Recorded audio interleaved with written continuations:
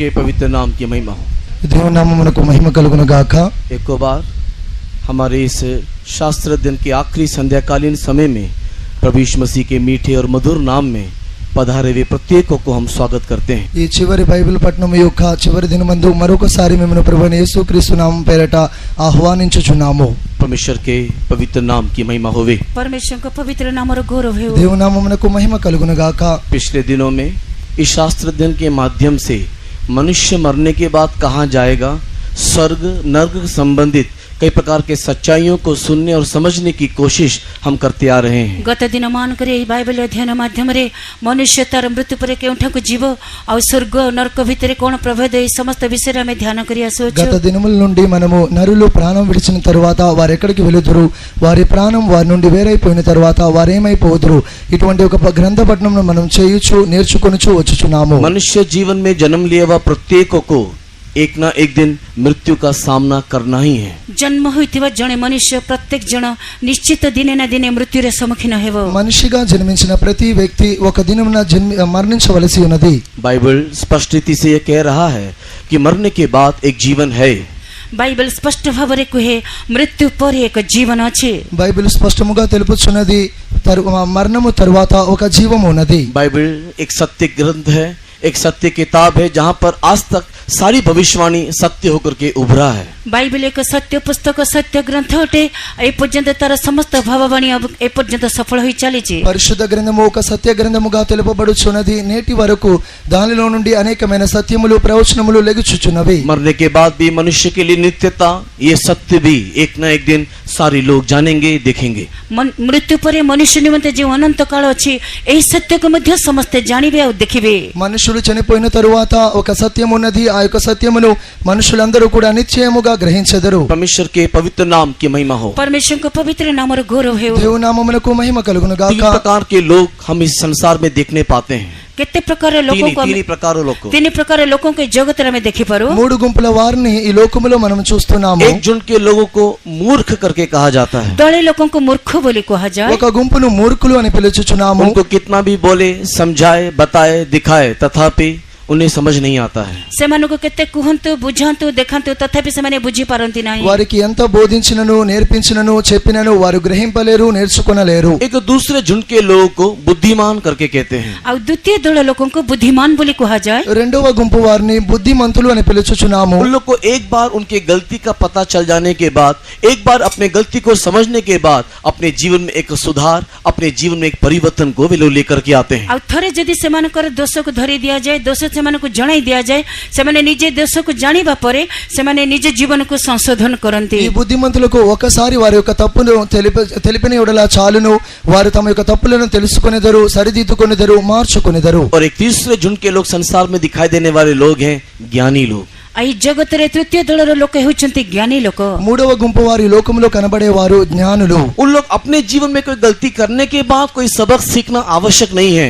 दूसरों के जीवन से भी, दूसरों के बातों से भी, अनेक प्रकार की शिक्षा से वे लोग सीख जाते हैं कि क्या करना है और क्या नहीं करना है। अब से माने निज जीवन रे कोनसी दोष त्रुटि कला पर जे से माने सेतिर किछि शिक्षा करते सेति पई नुहे अन्य मानक जीवन रे देखि करी मध्य से माने निजे शिक्षा करी थांते। వారికి వారి యొక్క జీవితంలో ఉన్న తప్పిదమును తెలియని అవసరం లేదు। వారే ఇతరుల యొక్క జీవితంలో ఉన్న కార్యములను చూసి వాటిని ఉదాహరణగా తీసుకొని వారి జీవితంను వారే మార్చుకొనేదరు। किसी भी मूर्ख मनुष्य को ज्ञानी बनाने के लिए ये धर्म ग्रंथ काफी है।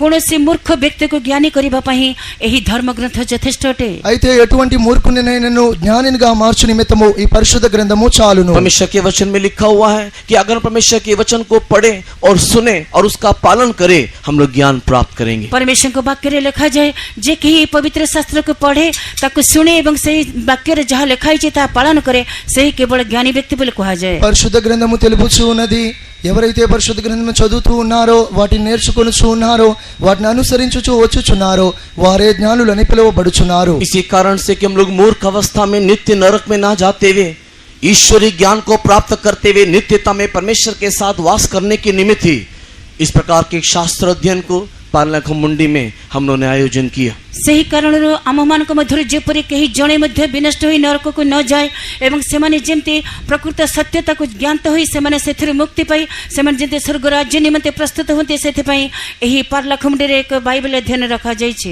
ఇందు నిమిత్తమే ప్రతి ఒక్కరూ నరకమును గూర్చి పరలోకమును గూర్చి జ్ఞానము పొందుకొని నరకమునకు వెళ్లకుండా పరలోకమునకు వెళ్ళు నిమిత్తము ఈ పరలోకమండిలో ఇటువంటి ఒక పరిశుద్ధ గ్రంథ పట్టణములు మేము నియమించి ఉన్నాము। आइए एक बार हमारे मूल वचन स्वरूप अय्यूब के किताब 14 अध्याय और उसके 10 वचन की ओर ध्यान देंगे। ଆସନ୍ତୁ ଆଉ ଥରେ ଆମର ମୂଳ ବାକ୍ୟ ସେ ଆଇବ ତାର 14 ପର୍ବ ତାର 10 పదକୁ ధ్యాన କରିବା। రారండి మనం మరి ఒకసారి మన మూల వాక్యముగా యోబు గ్రంథము 14వ అధ్యాయము 10వ వాక్యానికి త్రిప్పుకొనిదము।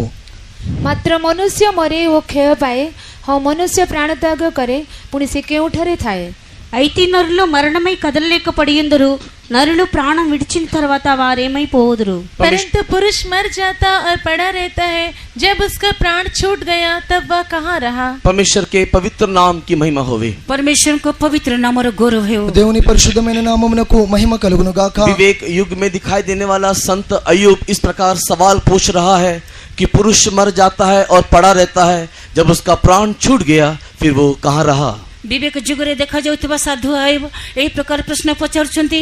मनुष्य मरी जाए क्षय पाए, पुणी मनुष्य प्राण त्याग करे, पुणी से केउठకు जाए? పూర్వకాల పరిశుద్ధుడైన యోబు ఈ విధముగా ప్రశ్నించుచున్నాడు, అయితే నరులు మరణమై కదలలేక పడి ఉందురు, వారు ప్రాణం విడిచిన తరువాత వారేమైపోదురు? परमेश्वर के नाम की महिमा होवे। परमेश्वर को नामर गौरव हो। దేవుని నామమునకు స్తోత్రము। बाइबल के आरंभ से लेकर के बाइबल के अंत में, सृष्टि के आरंभ से लेकर के सृष्टि के अंत के बारे में कई प्रकार के सच्चाइयों को हम लोग देखने पाते हैं। बाइबल आरंभ नहीं बाइबल शेष पर्यंत सृष्टि आद्य भाग नहीं शेष पर्यंत केते विषय को आमे सेथिरे देखिबाकु पारो। పరిశుద్ధ గ్రంథము యొక్క ప్రారంభము నుండి చివరి వరకు పరిశీలించినప్పుడు సృష్టి యొక్క ఆరంభము నుండి సృష్టి యొక్క అంతం వరకు ఉన్న ఎన్నో విషయములు పరిశీలించగలుగుతున్నాము। इन सारे बातों को 10 युगों में बांटा गया है। एही समस्त विषय को 10 जुगरे विभक्त करा जायछि। వాటన్నిటిని 10 యుగములుగా విభజింపబడెను। जिसमें से वर्तमान रहने वाला हमारा यह युग छठा युग, अनुग्रह का युग, मंडली का युग, पवित्रात्मा का युग है। जेथुरु आमे वर्तमान जो जुगरे अछु से होचे षष्ठ युग, तहा अनुग्रह युग, मंडली का युग अर्थात पवित्रात्मा का युग बोली कहा जाए। వాటి మధ్యలో ప్రస్తుతమందున ఈ యుగము, 6వ యుగము, కృపా కాలము, పరిశుద్ధాత్మ యొక్క కాలము, సంఘము యొక్క కాలము।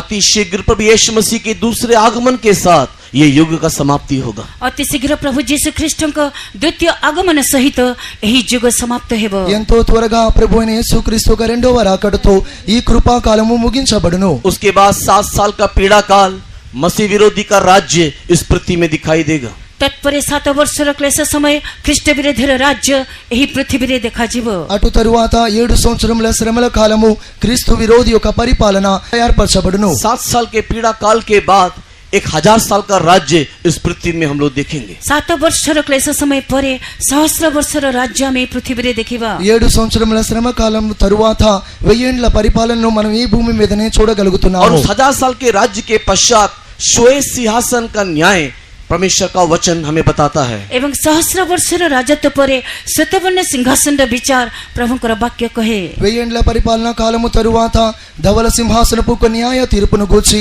పరిశుద్ధ గ్రంథము లేఖించుచున్నది। और उसके बाद ही स्वर्ग और नर्क का आरंभ होगा।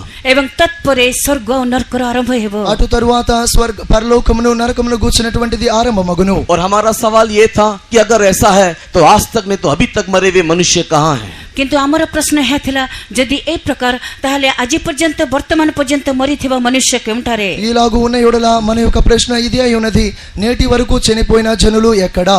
विश्राम स्थान के रूप में 3 स्थान, पीड़ा के स्थान के रूप में 3 स्थान, जिसको तत्कालीन स्थान करके कहा जाता है, हमने परमेश्वर के वचन से देखा। विश्राम स्थान को भाविकी 3टी स्थान एवं पीड़ा अर्थात क्लेशर स्थान भाविकी 3टी प्रकार स्थान आमे प्रभु को वाक्य रे देखोछु। విశ్రాంతి స్థలములకు విరోధముగా ఉన్నటువంటి తాత్కాలికమైన నరకములనే 3 భాగములను భూమి యొక్క క్రింది ఉన్నట్లుగా మనము చూస్తూ पीड़ा వచ్చున్నాము। के स्थान के रूप में सबसे पहले पाताल, उसके बाद बाहरी अंधकार और उसके बाद अतः कुंड करके नाम दिया गया से है। जंत्रणमय स्थान होचे सर्वप्रथमे पाताल, तापरे होचे बाहर अंधकार एवं तृतीय होचे पाताल कुंड। ఆ యాతన గల స్థలములలో మొదటిది పాతాళము, రెండవది వెలుపడి చీకటి, మూడవది అగాధమై ఉన్నది। एक व्यक्ति वहां पर क्यों जाएगा और जाने के बाद उसकी अवस्था क्या होगा, ऐसे कई प्रकार के विषयों को लेकर के हम लोगों ने पिछले दिनों में ध्यान किया। ଜଣେ ବ୍ୟକ୍ତି ସେଠାକୁ କାହିଁକି ଯିବ ଏବଂ ସେଠାକୁ ଯିବା ପରେ ତାର ଅବସ୍ଥା କିପରି ରହିବ ଏହି ବିଷୟରେ ଆମେ ଧ୍ୟାନ କରିଥିଲୁ। మనుషుడైన ఒక వ్యక్తి అక్కడికి ఎందుకు వెళ్ళిన తరువాత అతని యొక్క పరిస్థితి ఎలాగ ఉండును గత దినముల్లో మనం వాక్యమును అనుసరించి పరిశీలించి आज ఉన్నాము। आखिरी दिन है। ଆଜି ଶେଷ ଦିନ। ఈ రోజు ఆఖరి దినము। इसके लिए आज मरने वाला एक संत व्यक्ति, परमेश्वर के राज में जाने के लिए प्रस्तुत व्यक्ति कहां जाकर के विश्राम ले रहा है, नहीं तो नित्यता में उसका स्थान क्या है, इस संबंध में कुछ बातों को शास्त्र के माध्यम से हम लोग सीखेंगे। ଆଜି ଆମେ ମରିଥିବା ଜଣେ ସାଧୁ ବ୍ୟକ୍ତି ଅର୍ଥାତ୍ ସନ୍ଥ ବ୍ୟକ୍ତି ସେ କିପରି ଆପଣ ବିଶ୍ରାମ ସ୍ଥାନରେ ପ୍ରବେଶ କରିବ ଏବଂ ସେହି ବିଶ୍ରାମ ସ୍ଥାନରେ ତାକୁ କେଉଁ ସ୍ଥାନ ମିଳିବ ଏବଂ ସେ ମୃତ୍ୟୁ ପରେ କେଉଁଠାରେ ଯାଇ ବିଶ୍ରାମ ପାଇବ ସେହି ବିଷୟରେ ଆଜି ଆମେ ଧ୍ୟାନ କରିବା। నేడు మనము ఒక మనిషి చనిపోయిన తరువాత ఎవరైతే పరలోకము కొరకు తను తాను సిద్ధపరచుకుని ఉన్నాడో అతని యొక్క విశ్రాంతి స్థలము ఎక్కడ ఉండును అనే దాన్ని మనం ధ్యానించేదము। प्रभु यीशु मसीह के कलवरी क्रूस के मृत्यु तक ପ୍ରଭୁ ଯୀଶୁ ଖ୍ରୀଷ୍ଟଙ୍କର କାଲବରୀ କ୍ରୁସିୟ ମୃତ୍ୟୁ ପର୍ଯ୍ୟନ୍ତ ప్రభు అయిన యేసుక్రీస్తు యొక్క కల్వారి మరణమును తరువాత विश्राम स्थान बोल करके एक स्थान अब्राहम का गोद है करके परमेश्वर के शास्त्र में हम लोग देखने पाते हैं। ବିଶ୍ରାମ ସ୍ଥାନ ବୋଲି କହି ଗୋଟିଏ ସ୍ଥାନ ତାହା ଅବ୍ରାହମଙ୍କ କୋଳ ବୋଲି ଆମେ ଶାସ୍ତ୍ରରେ ଦେଖୁ।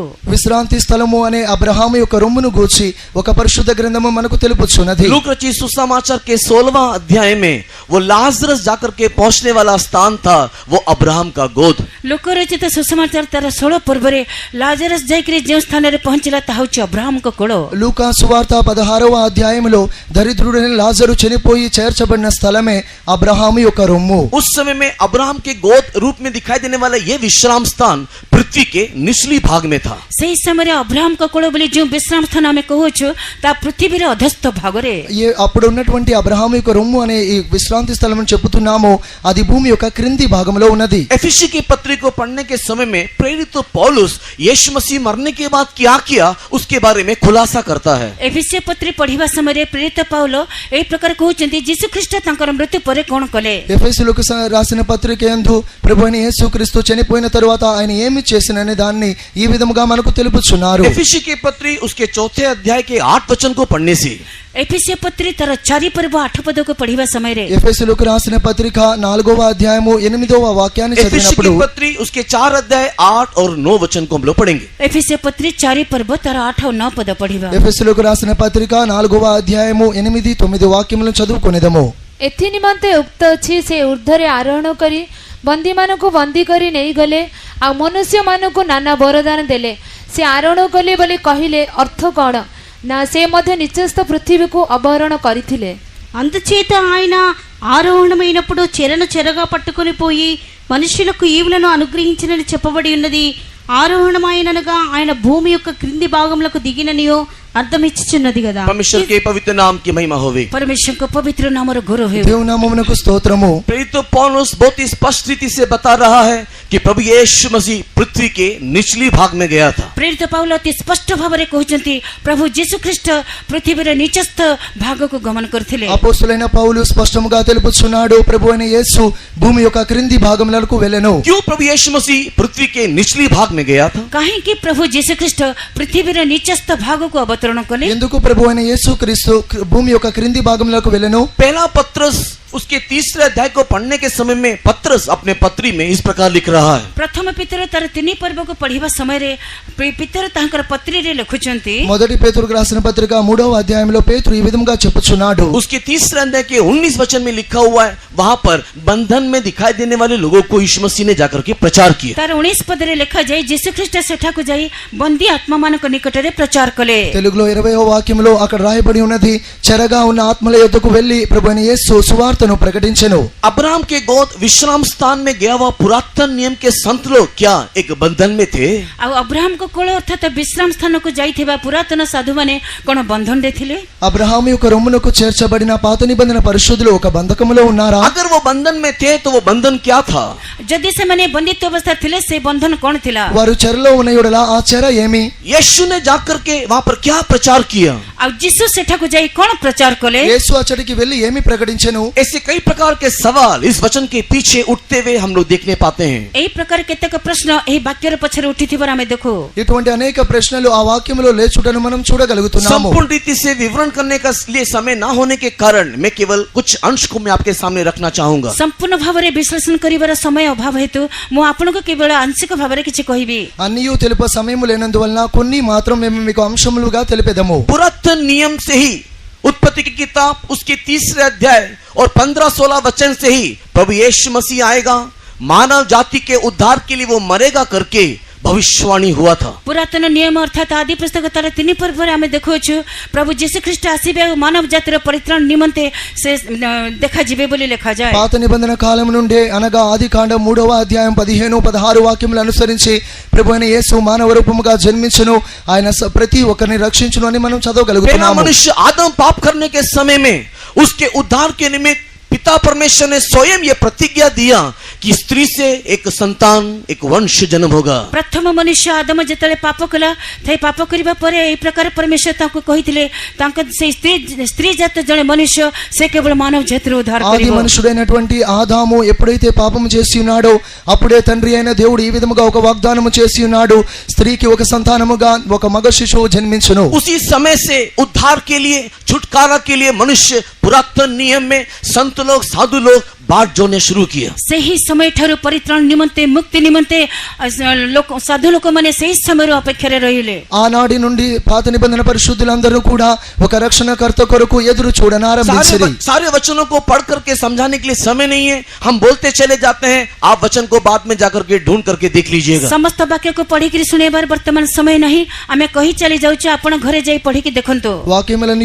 చదివించుటకు సమయం లేదు, మేము వాక్యం మాత్రమే తెలిపెదము, మీరు ఇంటికి వెళ్ళి చదివి చూసుకోనండి। एक छुटकारा देने वाला आएगा, एक छुटकारा देने वाले का जन्म होगा, इसी आशा के साथ पुरातन नियम के संत लोग इस पृथ्वी को छोड़ के चले गए। जने मुक्तिदाता आसीबे और जने मुक्तिदाता से एठार आसी के हमको मुक्ति देबे बोली पुरातन नियमर साधु माने एही आशा रे अपेक्षा करी से माने एठार छाड़ी चली गले। ఒక విమోచనకర్త వచ్చును, ఆయన మమ్మల్ని విమోచించును అనే నిరీక్షణతోనే వారి యొక్క భూమి మీద నుండి తమ యొక్క పరుగును ముగించి వెళ్ళిపోయిరి। इसी के लिए यूहन्ना रचित सुसमाचार के 8वें अध्याय में प्रभु यीशु मसीह अब्राहम के विषय में बोल रहा है कि अब्राहम मेरे दिन को देखा और आनंद मनाया।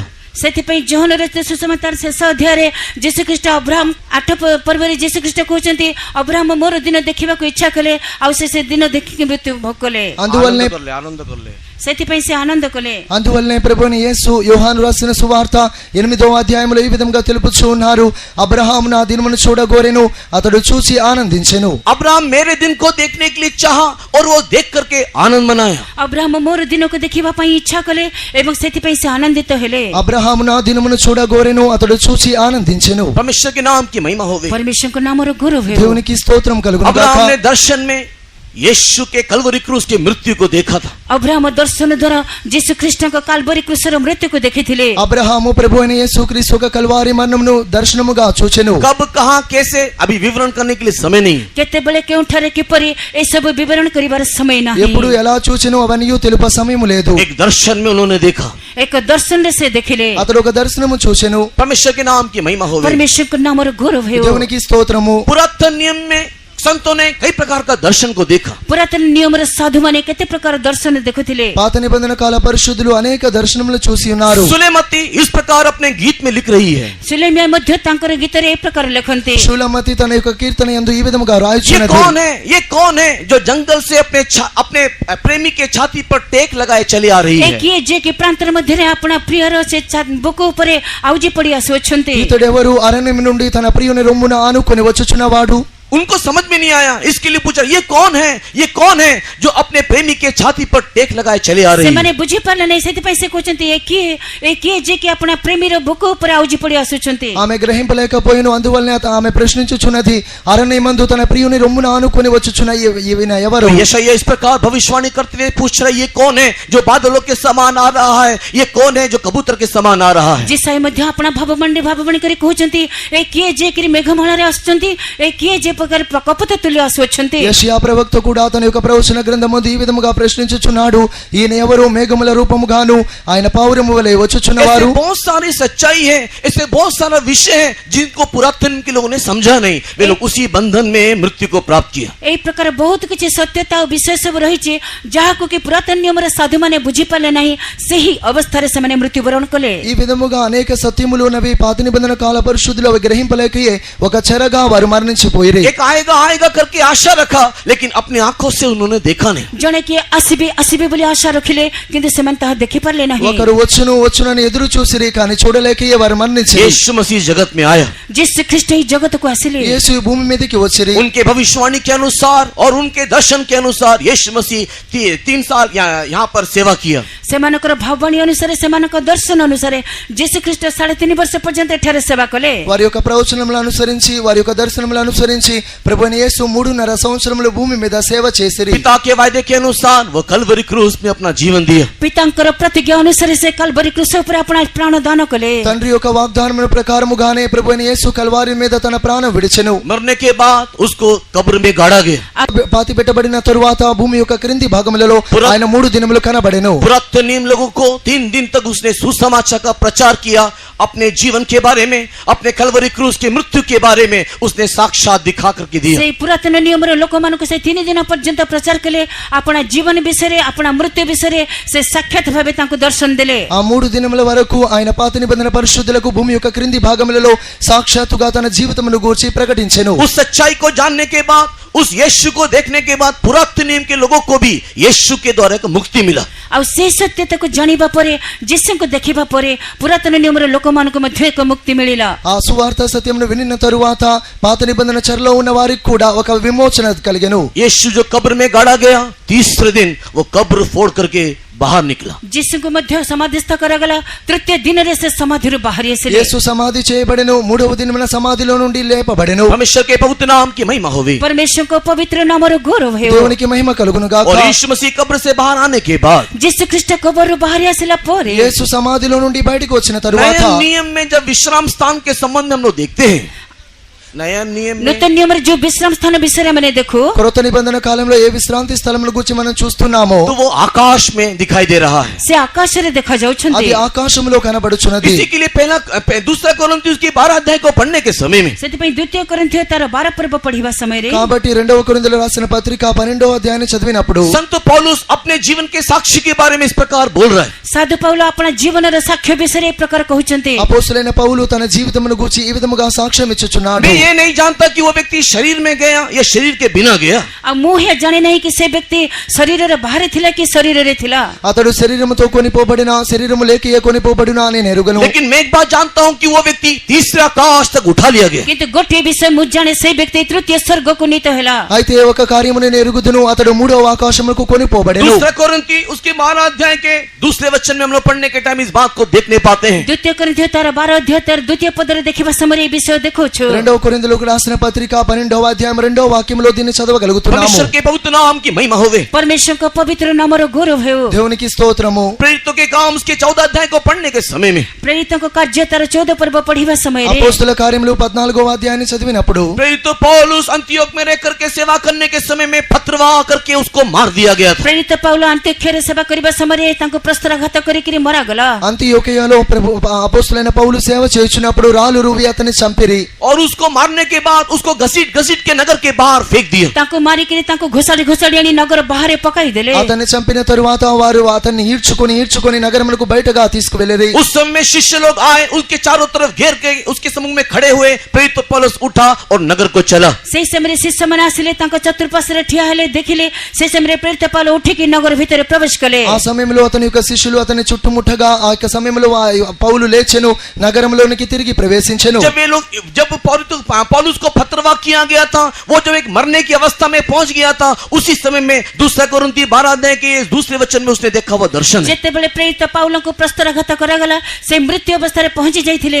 ସେହି ସମୟରେ ଦ୍ୱିତୀୟ కొరింథీୟ 12 పర్ବରେ ଲେଖାଯାଇଥିବା దర్శనକୁ ସେ ଦେଖିଲେ. ఎప్పుడైతే వారు అతన్ని రాళ్ళు రువి చంపి ఉన్నారో, ఎప్పుడైతే అతడు చనిపోయిన వ్యక్తిగా పట్టణంలో నుండి బయటకు తీసుకుని వచ్చబడి ఉన్నాడో, ఆ సమయంలోని దర్శనంనే 2వ కొరింథీయులకు రాసిన పత్రిక 12వ అధ్యాయంలో అతడు తెలుపుచున్నాడు. और इसी आधार पर हम लोग कहने पाते हैं कि ये जो आकाश नहीं तो ये जो विश्राम स्थान है वर्तमान अभी ऊपर की ओर पृथ्वी के अंदर नहीं किंतु ऊपर वर्तमान दिखाई दे रहा है। ଏହି ବିଷୟରେ ଆଧାରିତ କରି ଆମେ ଦେଖିବାକୁ ପାରୁ ଆକାଶରେ ଯେଉଁ ତିନୋଟି ପ୍ରକାର ବିଶ୍ରାମ ସ୍ଥାନ ତାହା ସେ ଉର୍ଦ୍ଧ୍ୱରେ ଅଛି ତାହା ପୃଥିବୀର ତଳ ଭାଗରେ ନାହିଁ। ఆ వాక్యాధారముతోనే మనం చూడగలుగుతున్నాము ఆకాశమందు మూడు విధములైనటువంటి విశ్రాంతి స్థలములు ఉన్నవి। यहाँ पर तीसरे आकाश तक उठा लिया गया, इसी कारण से पहला आकाश, दूसरा आकाश, तीसरा आकाश भी होगा करके हम लोग विश्वास करते हैं या मानते हैं। ଆଉ ସେ ତୃତୀୟ ସ୍ୱର୍ଗକୁ ନୀତ ହେଲେ ବୋଲି ଯେଉଁ ଲେଖାଯାଏ ସେହି ହେତୁ ଆମେ ଭାବୁଛୁ ଯେ ପ୍ରଥମ ଆକାଶ ଆଉ ଦ୍ୱିତୀୟ ఆకాଶ ମଧ୍ୟ ଅଛି। ఆ మూడవ ఆకాశం అని అక్కడ వ్రాయబడి ఉన్నది కనుక మనం విశ్వసించగలుగుతున్నాము మొదటి ఆకాశము రెండవ ఆకాశము కూడా ఉన్నది। और क्यों हम लोग इस बात को विश्वास करते हैं ଆଉ କାହିଁକି ଏହି ବିଷୟକୁ ଆମେ ବିଶ୍ୱାସ କରୁ మనం ఎందుకు దీన్ని విశ్వసించుచున్నాము? और क्यों हम लोग उसको पहला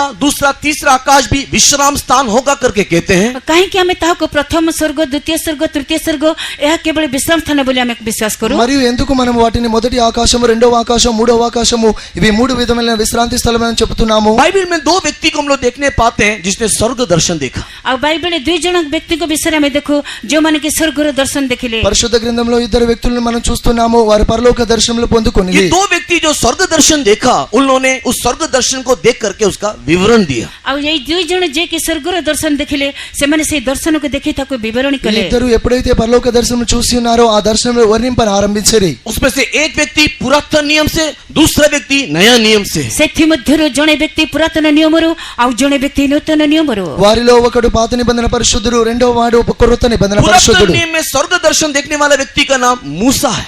ପୁରାତନ ନିୟମରେ ସ୍ୱର୍ଗ ଦର୍ଶନ ଦେଖିଥିବା ବ୍ୟକ୍ତିଙ୍କର ନାମ ମୋଶା। పాత నిబంధన కాలంలో పరలోక దర్శనం పొందిన వ్యక్తి యొక్క పేరు మోషే। नया नियम में स्वर्ग दर्शन देखने वाला व्यक्ति का नाम प्रेरित యోహన్నా है। ଏବଂ ନୂତନ ନିୟମରେ ସ୍ୱର୍ଗ ଦର୍ଶନ ଦେଖିଥିବା ବ୍ୟକ୍ତିଙ୍କର నామ ప్రేరిత జోహନ।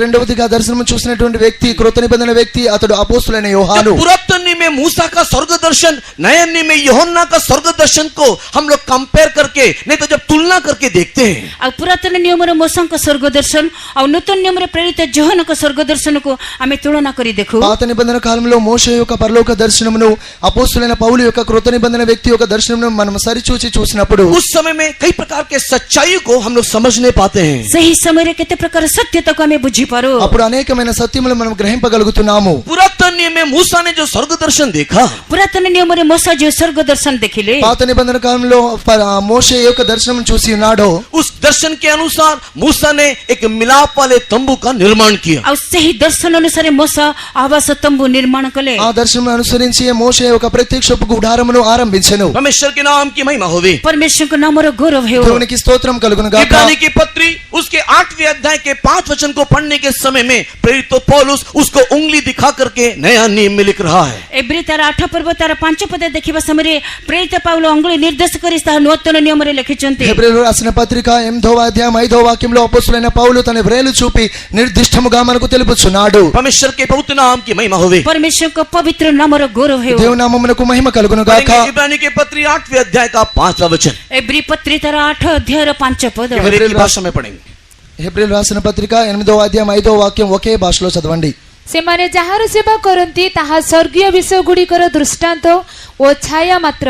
ତମ୍ବୁ ନିର୍ମାଣ କରିବାକୁ ଉଦ୍ୟତ ହେବା ସମୟରେ ମୋଶା ଯେପରି ଆଦେଶ ପ୍ରାପ୍ତ ହୋଇଥିଲେ, କାରଣ ଈଶ୍ୱର କହିଥିଲେ ସାବଧାନ, ପର୍ବତରେ ତୁମକୁ ଯେଉଁ ଆଦର୍ଶ ଦେଖାଇ ଦିଆଯାଇଥିଲା ତଦନୁସାରେ ସମସ୍ତ ନିର୍ମାଣ କର। परमेश्वर के पवित्र नाम की महिमा होवे। परमेश्वर को पवित्र नामर गौरव हो। దేవుని నామమునకు మహిమ కలుగును గాక। मूसा स्वर्ग दर्शन को देखने के समय में मोशा स्वर्ग दर्शन को देखिबा మోషే समय పరలోక దర్శనమును చూసినప్పుడు उसी के नमूने के अनुसार वो एक मिलाप वाला तंबू बनाना चाहिए करके परमेश्वर ने मूसा को एक आदेश दिया। ताहार आदर्श अनुसार एक आवास तंबू निर्माण करंतु बोली परमेश्वर मोशा को आज्ञा देले। నీకు చూపబడిన మాదిరి చొప్పుననే నీవు ప్రత్యక్షపు గుడారమును నిర్మాణము చేయవలని ఒక ఆజ్ఞ అతనికి ఇవ్వబడి ఉన్నది। अभी हमारे पीछे आप इस मिलाप वाले तंबू का एक छोटे से चित्र को देख सकते हो। हमर पछ भाग रे में से आवास तंबू रे एक छोट चित्र को देखोछु। మా వెనుక వేలాడబడినటువంటి ఆ పటములో మీరు ప్రత్యక్ష గుడారాన్ని अगर చూడగలుగుతున్నారు। आपको दिखाई देता है तो आप लोग उसको देख सकते हो। आपन को यदि देखा जाउची ताले देखि पारंती। మీకు చూడగలిగిన యెడల మీరు దాన్ని చూడవచ్చు। इस बीच के भाग में मिलाप वाले तंबू का एक दर्शन को हम लोग देख सकते तार हैं। पछ भाग रे आवास तंबू रे एक दर्शन को हमें देखो। దీని మధ్యలో ఒక ప్రత్యక్ష గుడారాన్ని మనం చూస్తున్నాము। निर्गमन की किताब 25वें अध्याय उसके 8वें वचन में यात्रा पुस्तक तार 25 पर्व 8 पद रे నిర్గమకాండము 25వ అధ్యాయం 8వ వాక్యంలో परमेश्वर ने मूसा को इस प्रकार आज्ञा दिया। परमेश्वर मोसाको यही प्रकार आज्ञा देले దేవుడు మోషేకు ఈ విధముగా ఆజ్ఞాపించెను, तू मेरे लिए एक निवास तंबू बनाना चाहिए तुम्हें मो निमित्त एक निवास स्थान निर्माण करो నీవు నాకు ఒక నివాస స్థలము నిర్మింపవలెను, ताकि मैं तुम्हारे मध्य में निवास करने पाऊं। जेपरिक आम्भे तुममानको मध्यरे वास करिबा ఎందుకనగా నేను నీ మధ్య నివసించు నిమిత్తము। और उसी परमेश्वर के आज्ञा के अनुसार सही परमेश्वरको आज्ञा अनुसार అదే దేవుని యొక్క ఆజ్ఞను అనుసరించి मूसा एक मिलाप वाले तंबू को बनाता है मोसा एक आवास तंबू निर्माण करुछन्ते మోషే ఒక ప్రత్యక్ష గుడారం నిర్మించెను, और उसके चारों तरफ इस्राएली लोग अब तंबू बना करके बैठे रहते हैं। तार चतुर्पार्श्वरे इस्राएल माने तंबू निर्माण करि बसचन्ते దానికి నాలుగు ప్రక్కలన ఆ యొక్క ఇశ్రాయేలు తమ యొక్క గుడారములను వేసుకొనిరి। अगर ये मिलाप वाला तंबू स्वर्गराज का प्रतिरूप का प्रतिबिंब है, यदि यही आवास तंबू स्वर्ग राज्यर प्रतिबिंब अटे ఇది ఈ యొక్క ప్రత్యక్ష గుడారం పరలోకం యొక్క మాదిరి అయిన యెడల, अगर ये स्वर्गराज का प्रतिरूप का प्रतिबिंब है, यदि स्वर्ग राज्यर प्रतिरूपर छाया किंबा प्रतिबिंब अटे ఇది పరలోక రాజ్యం యొక్క ఛాయారూపమైన మాదిరి అయిన యెడల, हिंदी में बहुत ही सुंदर रीति से लिखा हुआ है, ये स्वर्गराज का प्रतिरूप का प्रतिबिंब है। एवं गुंडारे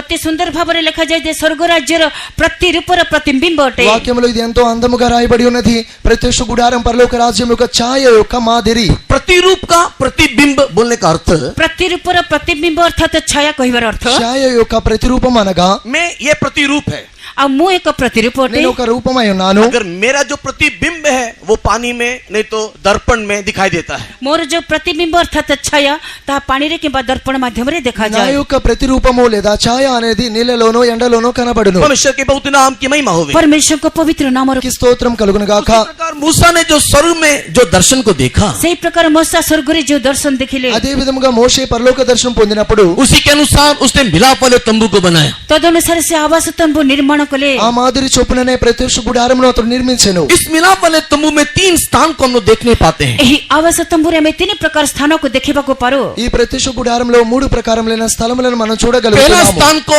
आउटर कोर्ट नहीं तो आंगन करके कहा जाता है। प्रथम स्थान को ताहर बाहर प्रांगण बोली कहा ఆ जाए మొదటి స్థానమునకు బయటి ఆవరణమని పిలువబడుచున్నది। ये बाहरी आंगन का जो लंबाई और जो चौड़ाई है, एही बाहर प्रांगण रे जो दीर्घ और प्रस्थ ఈ బయటి ఆవరణం యొక్క పొడుగు వెడల్పు वो लंबाई में 100 हाथ और चौड़ाई में 50 हाथ। ताहार दैर्घ्य होचे 100 हाथ एवं ताहार प्रस्थ होचे 50 ఆ हाथ పొడవు 100 అడుగులు, దాని యొక్క ఆ వెడల్పు అన్నది 50 అడుగులు। इस आंगन के अंदर हम प्रवेश करने से सही बाहर प्रांगण रे प्रवेश कले ఆ బయటి ఆవరణంలోకి ప్రవేశించినప్పుడు हम लोग भीतर में और एक स्थान को देखने पाते हैं जो कई प्रकार के वस्त्रों से या कई प्रकार की चीजों से उसको ढापा गया है, छुपाया हुआ है। आ भीतर आमे आउ एक स्थान को देखुछु केते प्रकार वस्तु द्वारा ताको आच्छादित करा जायछि దాని లోపల ఇంకొక స్థలం ఉన్నది, అనేక వస్తువులతో అది దాచబడి ఉన్నది। ये जो ढापा हुआ जो स्थान है, एही आच्छादित स्थान ఈ దాచబడిన స్థలము 30 बाई 10 के लंबाई में 30 और चौड़ाई में 10, ऊंचाई में 10 के नाप में बनाया गया है। तार दैर्घ्य 30 तार प्रस्थ उच्चता 10 बोली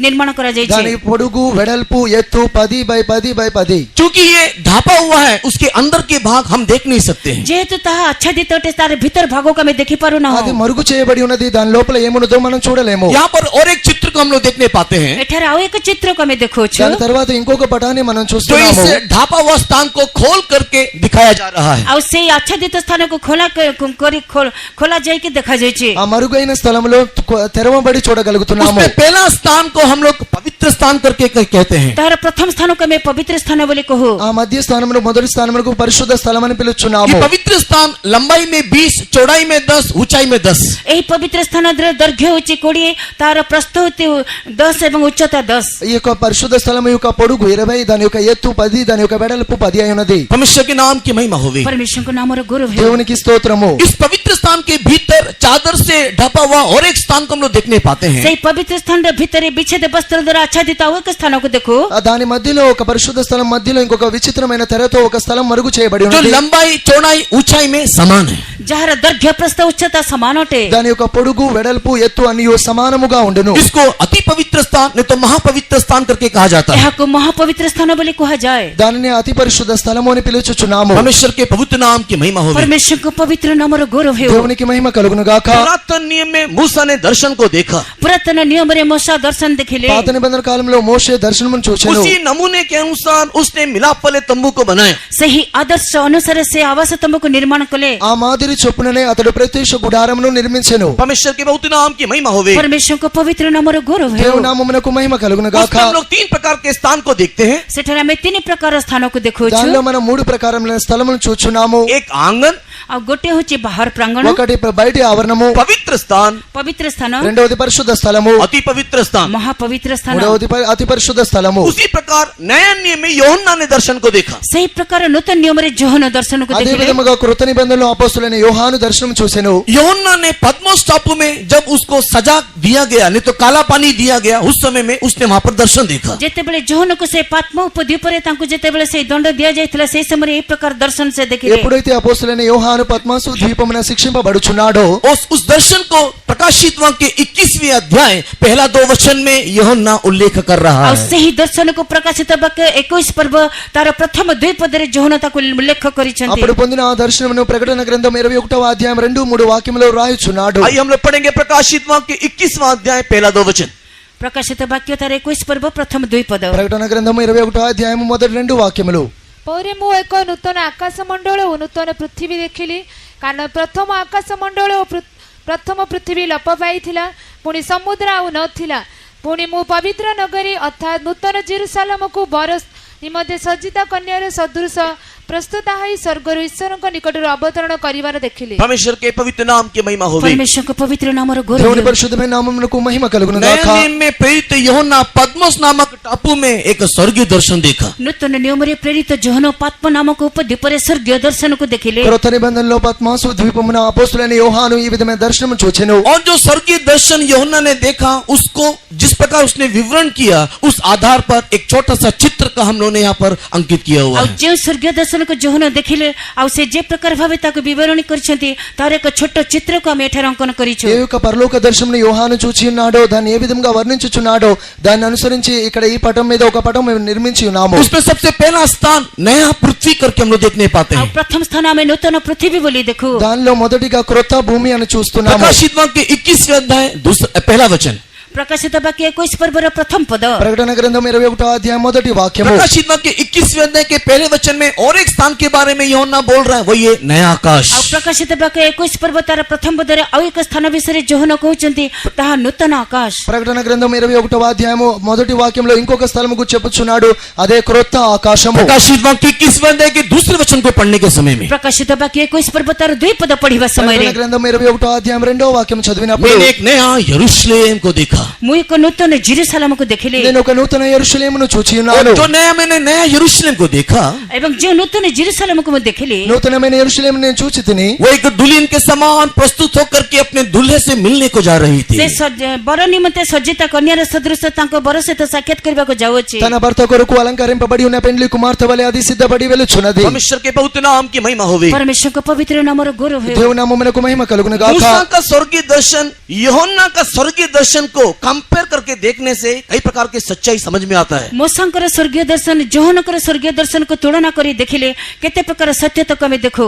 మోషే యొక్క పరలోక దర్శనమును అపోస్తులైన యోహాను యొక్క దర్శనమును మనం పోల్చి చూసినప్పుడు అనేక సత్యములు గ్రహించగలుగుతున్నాము. परमेश्वर के पवित्र नाम की महिमा होवे। ପରମେଶ୍ୱରଙ୍କ ପବିତ୍ର నామର గౌరవ ହେଉ। దేవుని నామమునకు మహిమ కలుగును గాక. परमेश्वर के प्रिय लोग, इसी के लिए इन दोनों दर्शन को कंपेयर करते हुए हम लोग एक अध्ययन को समझ सकते हैं। ପରମେଶ୍ୱରଙ୍କ ପ୍ରିୟ ମାନେ ଏହି ଦୁଇ ଦର୍ଶନକୁ ତୁଳନା କରିକିରି ଆମେ ଏହି ଅଧ୍ୟୟନକୁ ବୁଝିପାରିବା। ప్రియమైన దేవుని జనమా, ఈ రెండు దర్శనములు పోల్చి మనం ఒక గ్రంథ పఠనాన్ని నేర్చుకోగలుగుతున్నాము. बाहरी आंगन, मूसा के दर्शन में जो बाहरी आंगन है, ମୋସାଙ୍କ ଦର୍ଶନରେ ଯେଉଁ ବାହାର ପ୍ରାଙ୍ଗଣ, మోషే యొక్క దర్శనంలో బయటి ఆవరణం ఏదై ఉన్నదో, यूहन्ना के दर्शन को कंपेयर करने के समय में स्वर्गीय स्थान में वो नया पृथ्वी के साथ तुलना किया गया है। ଯୋହନଙ୍କ ଦର୍ଶନକୁ ତୁଳନା କରି ସ୍ୱର୍ଗୀୟ ସ୍ଥାନରେ ଦେଖିଲେ ତାହା ନୂତନ పృథివీ సహిత ତୁଳନା କରାଯାଏ। దాన్ని యోహాను యొక్క దర్శనంతో పోల్చినప్పుడు అది పరలోకములో క్రొత్త భూమి అయి ఉన్నది.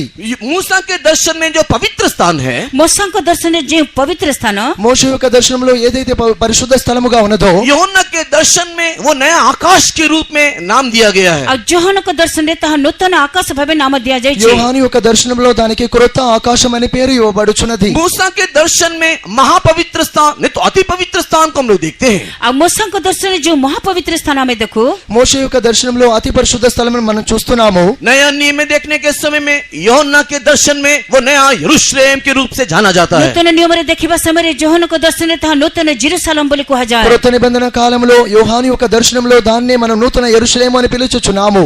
मिलाप वाले तंबू में परमेश्वर की उपस्थिति है, ଏବଂ ଆବାସ ତମ୍ବୁରେ ଯଦ୍ୟପି ପରମେଶ୍ୱରଙ୍କ ଉପସ୍ଥିତି ଅଛି, ప్రత్యక్ష గుడారంలో దేవుని యొక్క సముఖము ఉన్న యెడల परमेश्वर की उपस्थिति विशेष करके मिलाप वाले तंबू में अति पवित्र स्थान में दिखाई देता है। ପରମେଶ୍ୱରଙ୍କ ଉପସ୍ଥିତି ସେ ଆବାସ ତମ୍ବୁର ମହାପବିତ୍ର ସ୍ଥାନରେ ଦେଖାଯାଏ। ప్రభు యొక్క సన్నిధానము అతి పరిశుద్ధ స్థలములో ఆ యొక్క ప్రత్యక్ష గుడారంలో కనబడుచున్నది. उसी प्रकार ये सब कुछ मिला करके स्वर्ग राज्य है। ସେହି ପ୍ରକାର ଏ ସମସ୍ତକୁ ମିଶାଇକିରି ଆମେ ସ୍ୱର୍ଗ ରାଜ୍ୟ କହୁ। అదే విధముగా వీటన్నిటిని కలిపి పరలోక రాజ్యం అని పిలిచినప్పుడు नया पृथ्वी, नया आकाश, नया यरूशलेम सब मिला करके स्वर्ग राज्य। ନୂତନ ପୃଥିବୀ, ନୂତନ ଆକାଶ, ନୂତନ ଜେରୁସାଲେମକୁ ମିଳିତ କରି ଏ ସ୍ୱର୍ଗ ରାଜ୍ୟ। కృత ఆకాశము, కృత భూమి, కృత యెరూషలేము ఇవన్నీ కలిపి పరలోక రాజ్యము. बल्कि परमेश्वर के प्रिय लोगों, परमेश्वर वास करने वाला स्थान, यीशु मसीह वास करने वाला स्थान नया यरूशलेम, और उस यरूशलेम में सियोन है। କାରଣ ପରମେଶ୍ୱରଙ୍କ ପ୍ରିୟମାନେ ଯୀଶୁ ଖ୍ରୀଷ୍ଟ ଅର୍ଥାତ୍ ପରମେଶ୍ୱର ବାସ କରୁଥିବା ସ୍ଥାନ ନୂତନ ଜେରୁସାଲେମ ସିయోନ ଅଟେ। దేవుని యొక్క ప్రియ జనమా, దేవుడి ప్రభు అయిన యేసు ఇక పరలోక రాజ్యంలో నివసించు స్థలమే నూతన యెరూషలేము లేదా సియోన్ అయి ఉన్నది. परमेश्वर के पवित्र नाम की महिमा होवे। ପରମେଶ୍ୱରଙ୍କ ପବିତ୍ର ନାମର ଗୌରବ ହେଉ। దేవుని నామమునకు మహిమ కలుగును గాక. जब ये दोनों दर्शन को हम लोग कंपेयर करते हैं, ଯଦି ଏଇ ଦୁଇ ଦର୍ଶନକୁ ଆମେ ତୁଳନା କରୁ, ఈ రెండు దర్శనం మనం పోల్చినప్పుడు तो एक तीसरा सत्य भी हमारे सामने उभरता है। ଆଉ ଆମ ସମ୍ମୁଖରେ ଆଉ ଗୋଟେ ତୃତୀୟ ସତ୍ୟ ମଧ୍ୟ ଉପସ୍ଥିତ ହୁଏ। మన మధ్య ఒక మూడవ సత్యం బయలుపరచబడుతున్నది. जो प्रेरित तो पौलुस बोल रहा है, मैं तीसरे आकाश तक उठा लिया गया। ଆଉ ପ୍ରେରିତ ପାଉଲ କହୁଛନ୍ତି ମୁଁ ତୃତୀୟ ସ୍ୱର୍ଗ ପର୍ଯ୍ୟନ୍ତ ଉତ୍ଥିତ ହେଲି। అపోస్తలుడైన పౌలు చెప్పుచున్నాడు, నేను మూడవ ఆకాశం వరకు కొనిపోబడితిని. परमेश्वर के पवित्र नाम की महिमा होवे। ପରମେଶ୍ୱରଙ୍କ ପବିତ୍ର ନାମର ଗୌରବ ହେଉ। దేవుని పరిశుద్ధమైన నామమునకు మహిమ కలుగును గాక. नित्यता में जैसे मनुष्य इन तीन अलग अलग स्थानों में उनकी योग्यता में पहुंचेंगे, ଅନନ୍ତ କାଳରେ ଯେ ପ୍ରକାର ମନୁଷ୍ୟ ଏହି ଭିନ୍ନ ଭିନ୍ନ ସ୍ଥାନରେ ଆପଣା ଆପଣା ଯୋଗ୍ୟତା ଅନୁସାରେ ପହଞ୍ଚିବେ, నిత్య కాలంలో ఎవరైతే మనుషులు తమ యొక్క స్థితిని అనుసరించి చేర్చబడుచున్నారో, उससे पहले वर्तमान विश्राम स्थान में इसी प्रकार पहला, दूसरा, तीसरा आकाश में वे लोग विश्राम करेंगे। ଆଉ ତତ୍ପୂର୍ବରୁ ମଧ୍ୟ ବର୍ତ୍ତମାନ ବିଶ୍ରାମ ସ୍ଥାନରେ ସେମାନେ ପ୍ରଥମ, ଦ୍ୱିତୀୟ, ତୃତୀୟ ସ୍ୱର୍ଗରେ ବିଶ୍ରାମ କରିବେ। దానికి ముందుగా ప్రస్తుత కాలమందు చనిపోయిన ప్రతి మనిషియు తమ యొక్క విశ్రాంతి స్థలంలో తమ యొక్క స్థితిని అనుసరించి सारी చేర్చబడుతున్నారు. बातों को संपूर्ण रीति से विवरण करने के लिए हमारे पास समय नहीं है। ଆଉ ସମସ୍ତ ବିଷୟକୁ ସମ୍ପୂର୍ଣ୍ଣ ଭାବେ ବିଶ୍ଳେଷଣ କରିବା ପାଇଁ ଆମ ପାଖେ ସମୟ ନାହିଁ। సమస్తమును తేటగా తెలుపుటకు మాకు సమయము లేదు. ये सारे अध्ययनों को सुनने के बाद, समझने के बाद, अगर किसी प्रकार के शंका अगर आपको आता है, ଯଦି ଏହି ସମସ୍ତ ଅଧ୍ୟୟନକୁ ଶୁଣିବା ପରେ, ବୁଝିବା ପରେ ଯଦି ଆପଣଙ୍କ ମନରେ କିଛି ସନ୍ଦେହ ଆସେ, ఇవన్నీ వినిన తరువాత, తెలుసుకున్న తరువాత మీకు ఏదైనా సందేహం వచ్చిన యెడల परमेश्वर के समूह में प्रार्थना करते हुए अगर आप हमारे पास आएंगे तो हम कोशिश करेंगे कि आपको समझा करके दे। ପରମେଶ୍ୱରଙ୍କ ସମ୍ମୁଖରେ ପ୍ରାର୍ଥନା କରି ଯଦି ଆପଣ ଆମ ନିକଟକୁ ଆସିବେ, ଆମେ ଆପଣଙ୍କୁ ବୁଝେଇବା ପାଇଁ ଚେଷ୍ଟା କରିବୁ। దేవుని సన్నిధిలో మీరు ప్రార్థించుచు మా యొద్దకు తరువాత వచ్చిన యెడల మేము మీకు వాటిని గ్రహింప ప్రయత్నించెదము. परमेश्वर के पवित्र नाम की महिमा होवे। ପରମେଶ୍ୱରଙ୍କ ପବିତ୍ର ନାମର ଗୌରବ ହେଉ। దేవుని నామమునకు మహిమ కలుగును గాక. अभी हम लोग एक एक करके देखेंगे कि कौन इस नया पृथ्वी में और कौन इस नया आकाश में और कौन इस नया यरूशलेम में प्रवेश करेगा। ବର୍ତ୍ତମାନ ଆମେ ଏକ ଏକ କରି ଦେଖିବା କିଏ ସେଇ ନୂତନ ପୃଥିବୀକୁ, କିଏ ସେଇ ନୂତନ ଆକାଶକୁ, କିଏ ସେଇ నూతన జెరూసలేముకు ଯିବେ। ప్రస్తుతం మనం దేవుని వాక్య ఆధారముతో మనం చూచిదాము, క్రొత్త ఆకాశమందు, క్రొత్త భూమి యందు, నూతన యెరూషలేమందు ఎవరు వెళ్ళి చేరెదరు. परमेश्वर के पवित्र नाम की महिमा होवे। ପରମେଶ୍ୱରଙ୍କ ପବିତ୍ର ନାମର ଗୌରବ ହେଉ। దేవుని నామమునకు మహిమ కలుగును గాక. अनेक लोग यशायाह की किताब उसके 65वें अध्याय में ଯେସାଇ ପୁସ୍ତକ ତାର 63 ପର୍ବରେ యెషయా 65వ అధ్యాయానికి వచ్చినప్పుడు वहां पर एक नया पृथ्वी, एक नया आकाश के बारे में लिखा हुआ है। ଆଉ ସେ 65 పర్ବରେ ଏକ ନୂତନ ପୃଥିବୀ, ନୂତନ ଆକାଶ ବିଷୟରେ ଲେଖାଯାଏ। 65వ అధ్యాయంలో ఒక క్రొత్త ఆకాశము, క్రొత్త భూమిని గూర్చి రాయబడి ఉన్నది. नया नियम के प्रकाशित वाक्य 21वें अध्याय में पहले वचन में जो नया आकाश और नया पृथ्वी जो लिखा हुआ है, ନୂତନ ନିୟମର ପ୍ରକାଶିତ ବାକ୍ୟ 21 ପର୍ବ ତାର ପ୍ରଥମ, ଦ୍ୱିତୀୟ ପଦରେ ଯୋଉ ନୂତନ ଆକାଶ, నూతన పృథివీ ବିଷୟରେ ଲେଖାଯାଏ। క్రొత్త నిబంధన కాలంలో ప్రకటన గ్రంథం 21వ అధ్యాయంలో ఏ క్రొత్త భూమి, క్రొత్త ఆకాశం రాయబడి ఉన్నదో दोनों एक ही है करके लोग बोलते हैं। ସେ ଦୁଇଟି ଏକ ବୋଲି ଲୋକ ఈ କୁହନ୍ତି। రెండు ఒకటే అని అనేకులు చెప్తున్నారు. लेकिन अगर आप परमेश्वर के वचन को ऊपर नीचे और मिला करके देखोगे, ଯଦି ପ୍ରଭୁଙ୍କର ବାକ୍ୟକୁ ଉପର ତଳ କରି ଆପଣ ମିଳିତ କରି ଦେଖିବେ, అయితే దేవుని యొక్క వాక్యమును క్రిందిగా పైగా పరిశీలించి చదివినప్పుడు तो यशायाह की किताब 65वें अध्याय में लिखा हुआ और प्रकाशित वाक्य 21वें अध्याय में लिखा हुआ दोनों अनुभव अलग अलग प्रकार का अनुभव है। ଯେସାଇ 65 ପର୍ବରେ ଲେଖାଯାଇଥିବା ଏବଂ ପ୍ରକାଶିତ ବାକ୍ୟ 21 ପର୍ବରେ ଲେଖାଯାଇଥିବା ଏହି ଦୁଇ ପ୍ରକାର ଅନୁଭବ ଭିନ୍ନ ଭିନ୍ନ ଅଟେ। యెషయా గ్రంథము 65వ అధ్యాయంలోను, ప్రకటన గ్రంథం 21లోను రాయబడిన రెండు కార్యములు వేరు వేరు అనుభవములై ఉన్నవి. प्रकाशित वाक्य 21वें अध्याय में नित्यता के बारे में लिखा हुआ है। ପ୍ରକାଶିତ ବାକ୍ୟ 21 ପର୍ବରେ ଅନନ୍ତ କାଳ ବିଷୟରେ ప్రకటన ଲେଖାଯାଏ। గ్రంథం 21వ అధ్యాయంలో నిత్య పరలోకమును గురించి రాయబడి उसी ఉన్నది. समय यशायाह की किताब 65वें अध्याय में लिखा हुआ नया पृथ्वी, नया आकाश 1000 साल के राज्य के विषय में बताता है। ଆଉ ସେହି ସମୟରେ ସେ ଯେସାଇ ତାର 65 ପର୍ବରେ ନୂତନ ପୃଥିବୀ, ନୂତନ ଆକାଶ ଅର୍ଥାତ୍ 1000 ବର୍ଷ ରାଜତ୍ୱ ବିଷୟରେ ଲେଖାଯାଏ। అదే సమయంలో యెషయా గ్రంథం 65వ అధ్యాయంలో గ్రంథంలో రాయబడిన క్రొత్త ఆకాశము క్రొత్త భూమి 1000 ఏండ్ల పరిపాలన యొక్క రాజ్యమై ఉన్నది. परमेश्वर के पवित्र नाम की महिमा होवे। परमेश्वरको पवित्र नाम र गौरव है దేవుని నామమునకు మహిమ కలుగును इसी के గాక. लिए दोनों अध्याय को पढ़ करके दोनों को मिला करके कंफ्यूज नहीं होना, गड़बड़ी में नहीं आना। ସେଥିପାଇଁ ଦୁଇ ଅଧ୍ୟାୟକୁ ପଢିକି ଦୁଇଟାକୁ ମିଶାଇକିରି ପଢିକିରି ଆପଣମାନେ ଦ୍ୱନ୍ଦ୍ୱରେ ପଡନ୍ତୁ ନାହିଁ। ఈ రెండు కార్యములు చదివి మనం ఆందోళన చెందకూడదు. अभी नया पृथ्वी में कौन जाएगा? ବର୍ତ୍ତମାନ ନୂତନ ପୃଥିବୀକୁ କିଏ ଯିବ? ప్రస్తుతము క్రొత్త భూమిలో ఎవరు వెళుతారు? नहीं तो पहला आकाश विश्राम स्थान में कौन विश्राम कर रहा है? ତାହେଲେ ପ୍ରଥମ ଆକାଶ ବିଶ୍ରାମ ସ୍ଥାନରେ କିଏ ବିଶ୍ରାମ କରୁଅଛି? లేనట్లయితే క్రొత్త ఆకాశం అనే మొదటి విశ్రమ స్థానంలో ఎవరు చేరేదరు? प्रकाशित वाक्य की 21वें अध्याय को पढ़ने से, ପ୍ରକାଶିତ ବାକ୍ୟ 21 ପର୍ବ ପଢିବା ସମୟରେ ప్రకటన గ్రంథం 21వ అధ్యాయం చదివినప్పుడు उसके 24वें वचन को देखने के समय में ତାର 24 ପଦ ଦେଖିବା ସମୟରେ ఆ యొక్క 14వ వాక్యాన్ని చదివినప్పుడు वहां पर लिखा हुआ है पृथ्वी के राजा लोग आकर के उस ज्योति में चलेंगे फिरेंगे। ସେଠାରେ ଲେଖାଯାଏ ପୃଥିବୀର ରାଜାମାନେ ଆସି ତାହାର ଆଲୋକରେ ଗମନାଗମନ କରିବେ। అక్కడ వ్రాయబడి ఉన్నది భూలోక రాజులు ఆ వెలుగులో సంచరింతురు. हाँ पढ़ेंगे। ସେଥିରେ ଆଲୋକରେ ଜାତି ସମୂହ ଗମନାଗମନ କରିବେ, ପୁଣି ପୃଥିବୀର ରାଜାମାନେ ଆପଣ ଆପଣ ଐଶ୍ୱର୍ଯ୍ୟ ତାହା ମଧ୍ୟକୁ ଆଣିବେ। परमेश्वर के बहुत नाम की महिमा होवे। परमेश्वरको पवित्र नाम र गौरव है దేవుని నామమునకు మహిమ కలుగును గాక. जाति जाति के लोग जो उद्धार को प्राप्त किए हैं, ଜାତି ସମୂହ ଲୋକମାନେ ଯେଉଁମାନେ ପରିତ୍ରାଣ ପାଇଛନ୍ତି, అనేక రాజులు ఎవరైతే రక్షణ పొంది ఉన్నారో वो जाति जाति के लोग जो उद्धार को प्राप्त किए हैं, वे लोग इस नया पृथ्वी में दिखाई देंगे। ଆଉ ଜାତି ଜାତିର ଲୋକମାନେ ଯେଉଁମାନେ ପରିତ୍ରାଣ ପାଇଛନ୍ତି ସେମାନେ ଏହି ନୂତନ ପୃଥିବୀରେ ଦେଖାଯିବେ। అనేకమైన ప్రజలు ఎవరైతే రక్షణ పొంది ఉన్నారో వారే క్రొత్త భూమిలో కనబడుదురు. परमेश्वर के नाम की महिमा होवे। परमेश्वरको नाम र गौरव है దేవుని నామమునకు మహిమ కలుగును क्यों గాక. या कैसे हम इस बात को प्रमाण कर सकते हैं? ଆମେ କିପରି ଏହି ବିଷୟକୁ ପ୍ରମାଣ କରିବା? దీన్ని మనం ఎలాగూ నిరూపించగలము? अगर आप एजेकिएल की किताब 44 अध्याय उसके 9 वचन को पढ़ने से, ଯଦି ଆପଣ ଜିହିଜକେଲ ପୁସ୍ତକ ତାର 44 పర్ବ ତାର 9 పଦ పଢిବେ, మీరు యెహెజ్కేలు గ్రంథము 44వ అధ్యాయము 9వ వాక్యాన్ని చదివినప్పుడు एजेकिएल की किताब 44 चैप्टर वर्स 9, ଜିହିଜକେଲ ତାର 44 పర్ବ 9 పଦ యెహెజ్కేలు 44వ అధ్యాయము 9వ వాక్యము पढ़ेंगे। ପ୍ରଭୁ ସଦାପ୍ରଭୁ ଏହି କଥା କହନ୍ତି, ଇସ୍ରାଏଲ ସନ୍ତାନଗଣ ମଧ୍ୟରେ ଯେ ସକଳ ବିଦେଶୀୟ ଲୋକ ଅଛନ୍ତି ସେମାନଙ୍କ ମଧ୍ୟରୁ ଅସୁନ୍ନତ ହୃଦୟ ଓ ଅସୁନ୍ନତ ମାଂସ ବିଶିଷ୍ଟ କୌଣସି ବିଦେଶୀୟ ଲୋକ ଆମ୍ଭ ପବିତ୍ର ସ୍ଥାନରେ ପ୍ରବେଶ କରିବ ନାହିଁ।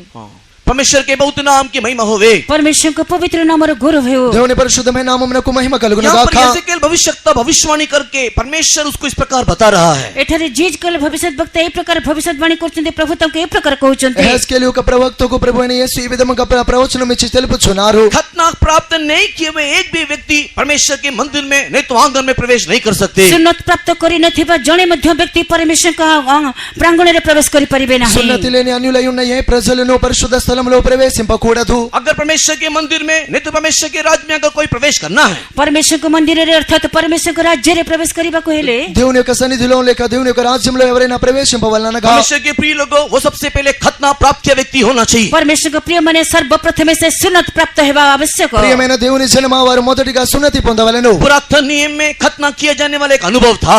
पुरातन नियमरे सुन्नत प्राप्त एक अनुभव थिला। పాత నిబంధన కాలంలో సున్నతి పొందే ఒక అనుభవం ఉన్నది. नया नियम में आने के समय में नूतन नियमको आसीबा समयरे కొత్త నిబంధనలోనికి వచ్చినప్పుడు रोमी की पत्री दूसरे अध्याय के 29 वचन के अनुसार रोमियो पत्री तार 2 पर्व तार 29 पद अनुसार రోమిలో రాసిన పత్రిక 2వ అధ్యాయము 29లోనికి వచ్చినప్పుడు ये खतना किए जाने का अनुभव नए नियम में हमारे दिलों में पश्चाताप के अनुभव को दिखाता है। ए जो सुन्नत प्राप्त अनुभव तहा नूतन नियमरे आम हृदय रे अनुतापर अनुभव को देखाए। ఈ పాత నిబంధన సున్నతి అనే దాన్ని క్రొత్త నిబంధనలో మన జీవితంలోనికి తీసుకొని వచ్చినప్పుడు అది ఒక పశ్చాత్తాపం అనే సున్నతి అయి ఉన్నది. हाँ, ये हमारे हृदय में हम लोग खतना प्राप्त करना, हमारे हृदय को फाड़ करके परमेश्वर के समुख में अपने पापों को स्वीकार करना। आम हृदय रे में सुन्नत को प्राप्त करिबा, आम हृदय को चिरी परमेश्वर के निकट रे पाप स्वीकार करिबा। మన హృదయంలో మనం సున్నతి పొందవలెను. దేవుని యొక్క సన్నిధిలో మన హృదయమును చీల్చి మనం దేవుని ఎదుట ఏడవవలెను. अर्थात प्रभु यीशु मसीह के कलवरी क्रूस को स्मरण करते हुए, अर्थात परमेश्वर के यीशु ख्रीष्ट के काल्वरी क्रूस को स्मरण करी ప్రభు అయిన యేసుక్రీస్తు యొక్క కల్వారి మరణమును మనం ధ్యానించి उन लोग अपने जीवन को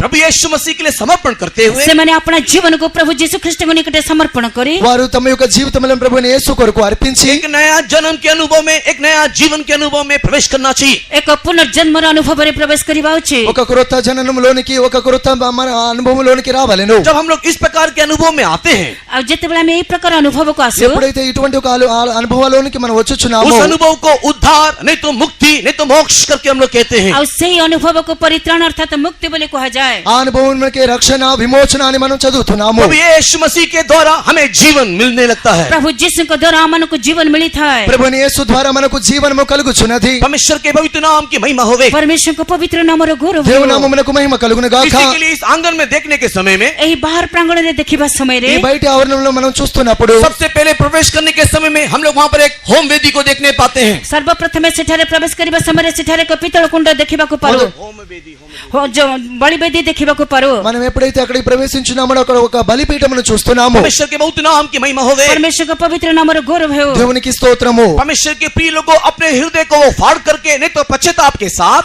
ପରମେଶ୍ୱରଙ୍କ ପ୍ରିୟମାନେ ଆପଣା ହୃଦୟକୁ ଚିରି ଅନୁତାପର ସହିତ దేవుని యొక్క ప్రియ జనమాత మీకు హృదయములను చీల్చి దేవుని ఎదుట वो పశ్చాత్తాపముతో अगर प्रांगण में, नहीं तो इस बाहरी आंगन में अगर प्रवेश करेगा, ବାହାର ପ୍ରାଙ୍ଗଣରେ ଯେତେବେଳେ ପ୍ରବେଶ କରିବେ ఈ బయటి ఆవరణంలోనికి ప్రవేశించెదరో बलिवेदी के अनुभव में आकर के वो उद्धार, नहीं तो पाप का क्षमा को संपूर्ण रीति से पाएगा। ସେଇ ବେଦୀର ଅନୁଭବକୁ ଆସିକି ସେମାନେ ପରିତ୍ରାଣକୁ ଆଉ ପାପ କ୍ଷମାକୁ ପ୍ରାପ୍ତ ହେବେ। ఆ బలిపీఠము అనే రక్షణ అనుభవానికి వచ్చి తమ పాప క్షమాపణను సంపూర్తిగా పొందుకొనేదరు. इसी कारण से परमेश्वर के प्रिय लोगों, ସେଇ କାରଣରୁ ପରମେଶ୍ୱରଙ୍କ ପ୍ରିୟମାନେ కాబట్టి దేవుని యొక్క ప్రియ జనమా जितने भी लोग प्रभु यीशु मसीह को विश्वास करते हैं और सत्य ईश्वर के अनुकरण होते हैं, ଆଉ ଯେତେ ଲୋକ ପ୍ରଭୁ ଯୀଶୁ ଖ୍ରୀଷ୍ଟଙ୍କ ଉପରେ ବିଶ୍ୱାସ କରନ୍ତି ଏବଂ ସତ୍ୟ ଈଶ୍ୱରଙ୍କ ଅନୁଗାମୀ ହୁଅନ୍ତି, ఎందరైతే దేవుని విశ్వసించుచున్నారో రక్షణ అనే సత్యాన్ని అనుభవించుచున్నారో वे लोग इस नया पृथ्वी में प्रवेश करेंगे। ସେହି ଲୋକ ନୂତନ ପୃଥିବୀରେ ପ୍ରବେଶ କରିବେ। వారందరూ నూతన భూమిలో ప్రవేశించెదరు. परमेश्वर के पवित्र नाम की महिमा होवे। ପରମେଶ୍ୱରଙ୍କ ପବିତ୍ର నామର ଗୌରବ దేవుని ହେଉ। నామమునకు మహిమ కలుగును గాక. लेकिन इसमें एक शर्त है परमेश्वर के प्रिय लोगों, ପରମେଶ୍ୱରଙ୍କ ପ୍ରିୟମାନେ ଏଥିରେ ଏକ ସର୍ତ୍ତ ରହିଛି। దేవుని యొక్క ప్రియ జనమా వాటి మధ్య ఒక షరతు ఉన్నది. ये जो लोग उद्धार को प्राप्त किए हैं, ଏଇ ଯୋଉ ଲୋକମାନେ ପରିତ୍ରାଣକୁ ପ୍ରାପ୍ତ ఈ କରିଛନ୍ତି జనులు ఎవరైతే రక్షణ పొంది ఉన్నారో इन लोग उद्धार के अनुभव में ही मरे हुए अवस्था में रहना चाहिए। ସେମାନେ ପରିତ୍ରାଣର ଅନୁଭବରେ ମୃତ ଅବସ୍ଥାରେ ରହିବା ଉଚିତ। వీరు రక్షణ అనే అనుభవాల్లోనే చనిపోవాలనేది. कहने का अर्थ ये है, उन्होंने उद्धार पाया लेकिन आगे बढ़ने के लिए उन्हें कोई दूसरा मौका नहीं मिला। କହିବାର ଅର୍ଥ ଏଇ ଯେ ସେମାନେ ପରିତ୍ରାଣ ପାଇଛନ୍ତି କିନ୍ତୁ ଅଗ୍ରସର ହେବା ପାଇଁ ଆଉ ସୁଯୋଗ ନାହିଁ। ఈ విధంగా చెప్పుటకు అర్థమేమనగా వారు రక్షణ పొంది ఉన్నారు, ముందుకు సాగే అవకాశం లేకపోయాను. बपतिस्मा लेने के लिए, पवित्र आत्मा पाने के लिए, प्रेरितों के संगति में, सिद्धता में बढ़ने के लिए उनको मौका नहीं मिला। ଆଉ ବାପ୍ତିସ୍ମା ନେବା ପାଇଁ, ପବିତ୍ର ଆତ୍ମାଙ୍କୁ ପ୍ରାପ୍ତ ହେବା ପାଇଁ, ପ୍ରେରିତମାନଙ୍କ ସହଭାଗିତାରେ ବୃଦ୍ଧି ପାଇବା ପାଇଁ ସେମାନଙ୍କୁ ସୁଯୋଗ ମିଳିଲା ନାହିଁ। నీటి బాప్తిసం పొందా, పరిశుద్ధాత్మ పొందా, దేవుని యొక్క అపోస్తల సహవాసం పొందా వారికి ఏ అవకాశము లేకపోయాను. केवल यीशु मसीह को विश्वास करके उद्धार के अनुभव में आए हैं। କେବଳ ଯୀଶୁ ଖ୍ରୀଷ୍ଟଙ୍କ ଉପରେ ବିଶ୍ୱାସ ରଖି ପରିତ୍ରାଣ ଅନୁଭବରେ ଆସିଛନ୍ତି। వారు యేసును నమ్మి రక్షణలోనికి మాత్రమే వచ్చారు. परमेश्वर के पवित्र नाम की महिमा होवे। ପରମେଶ୍ୱରଙ୍କ ପବିତ୍ର ନାମର ଗୌରବ ହେଉ। దేవునికి మహిమ కలుగును గాక. ऐसे उद्धार मात्र केवल प्राप्त किए हुए लोग इस नया पृथ्वी में दिखाई देंगे। କେବଳ ପରିତ୍ରାଣ ପ୍ରାପ୍ତ ଲୋକେ ସେ ନୂତନ ପୃଥିବୀରେ ଦେଖାଯିବେ। ఇలాగు రక్షణ మాత్రమే పొందిన వారు ఈ క్రొత్త భూమిలో కనబడెదరు. लेकिन क्योंकि अति पवित्र स्थान में प्रवेश करने से पहले, କାରଣ ପବିତ୍ର ସ୍ଥାନରେ ପ୍ରବେଶ କରିବା ପୂର୍ବରୁ ఎందుకనగా పరిశుద్ధ స్థలంలో ప్రవేశించుటకు ముందుగా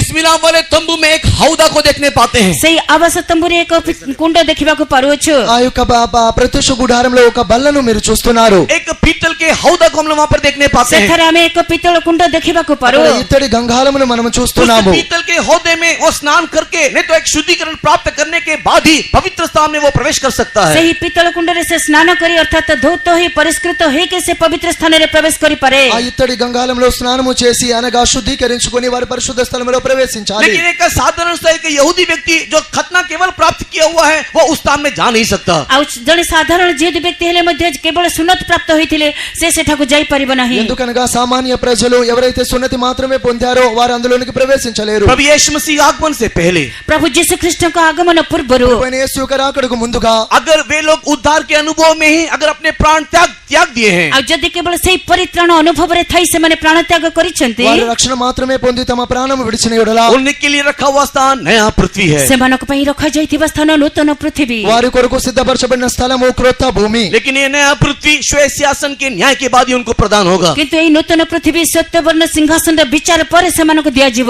అయితే ఈ క్రొత్త భూమి ధవల సింహాసనం యొక్క న్యాయ తీర్పు తరువాతనే వారికి केवल ఇవ్వబడుచున్నది. उद्धार के अनुभव में जो अभी तक मरे हुए हैं, ଆଉ ପରିତ୍ରାଣ ଅନୁଭବରେ ଏ ପର୍ଯ୍ୟନ୍ତ ଯେଉଁମାନେ ମରିଛନ୍ତି రక్షణ అనుభవంలో నేటి వరకు ఎవరైతే చనిపోయి ఉన్నారో वो लोग विश्राम स्थान में पहले आकाश में विश्राम कर रहे हैं। ସେମାନେ ବିଶ୍ରାମ ସ୍ଥାନରେ ପ୍ରଥମ ଆକାଶରେ ବିଶ୍ରାମ କରୁଛନ୍ତି। వారు విశ్రాంతి స్థలములో మొదటి ఆకాశంలో విశ్రాంతి పొందుచున్నారు. श्वेत सिंहासन के न्याय के समय में ସତ୍ୟବର୍ଣ୍ଣ ସିଂହାସନର ବିଚାର ସମୟରେ ధవల న్యాయ సింహాసన తీర్పు యందు उन लोग परमेश्वर के न्याय आसन के सामने आकर के खड़े होंगे। ଆଉ ସେମାନେ ଆସି ପ୍ରଭୁଙ୍କର ବିଚାର ସିଂହାସନ ସମ୍ମୁଖରେ ଠିଆ ହେବେ। వారు దేవుని ఎదుట న్యాయపీఠము ఎదుట నిలువబడెదరు. परमेश्वर के न्याय आसन के सामने खड़े होकर के उन लोग अपना न्याय देंगे। ଆଉ ପରମେଶ୍ୱରଙ୍କ ବିଚାର ସିଂହାସନ ସମ୍ମୁଖରେ ଠିଆ ହୋଇ ସେମାନେ ଆପଣା ବିଚାର ଦେବେ। వారు దేవుని యొక్క న్యాయ తీర్పు పీఠము ఎదుట నిలువబడి తమ యొక్క తీర్పును పొందెదరు. उनके विश्वास के अनुसार परमेश्वर उनका न्याय करेगा। ସେମାନଙ୍କ ବିଶ୍ୱାସ ଅନୁସାରେ ପ୍ରଭୁ ସେମାନଙ୍କର ବିଚାର କରିବେ। వారి విశ్వాసమును ఆధారము చేసుకొని దేవుడు వారికి తీర్పు తీర్చును. मत्ती रचित सुसमाचार के 25वें अध्याय में उन लोगों को धर्मी नहीं तो उन लोगों को भेड़ के साथ तुलना किया गया है। ମାଥ୍ୟୁ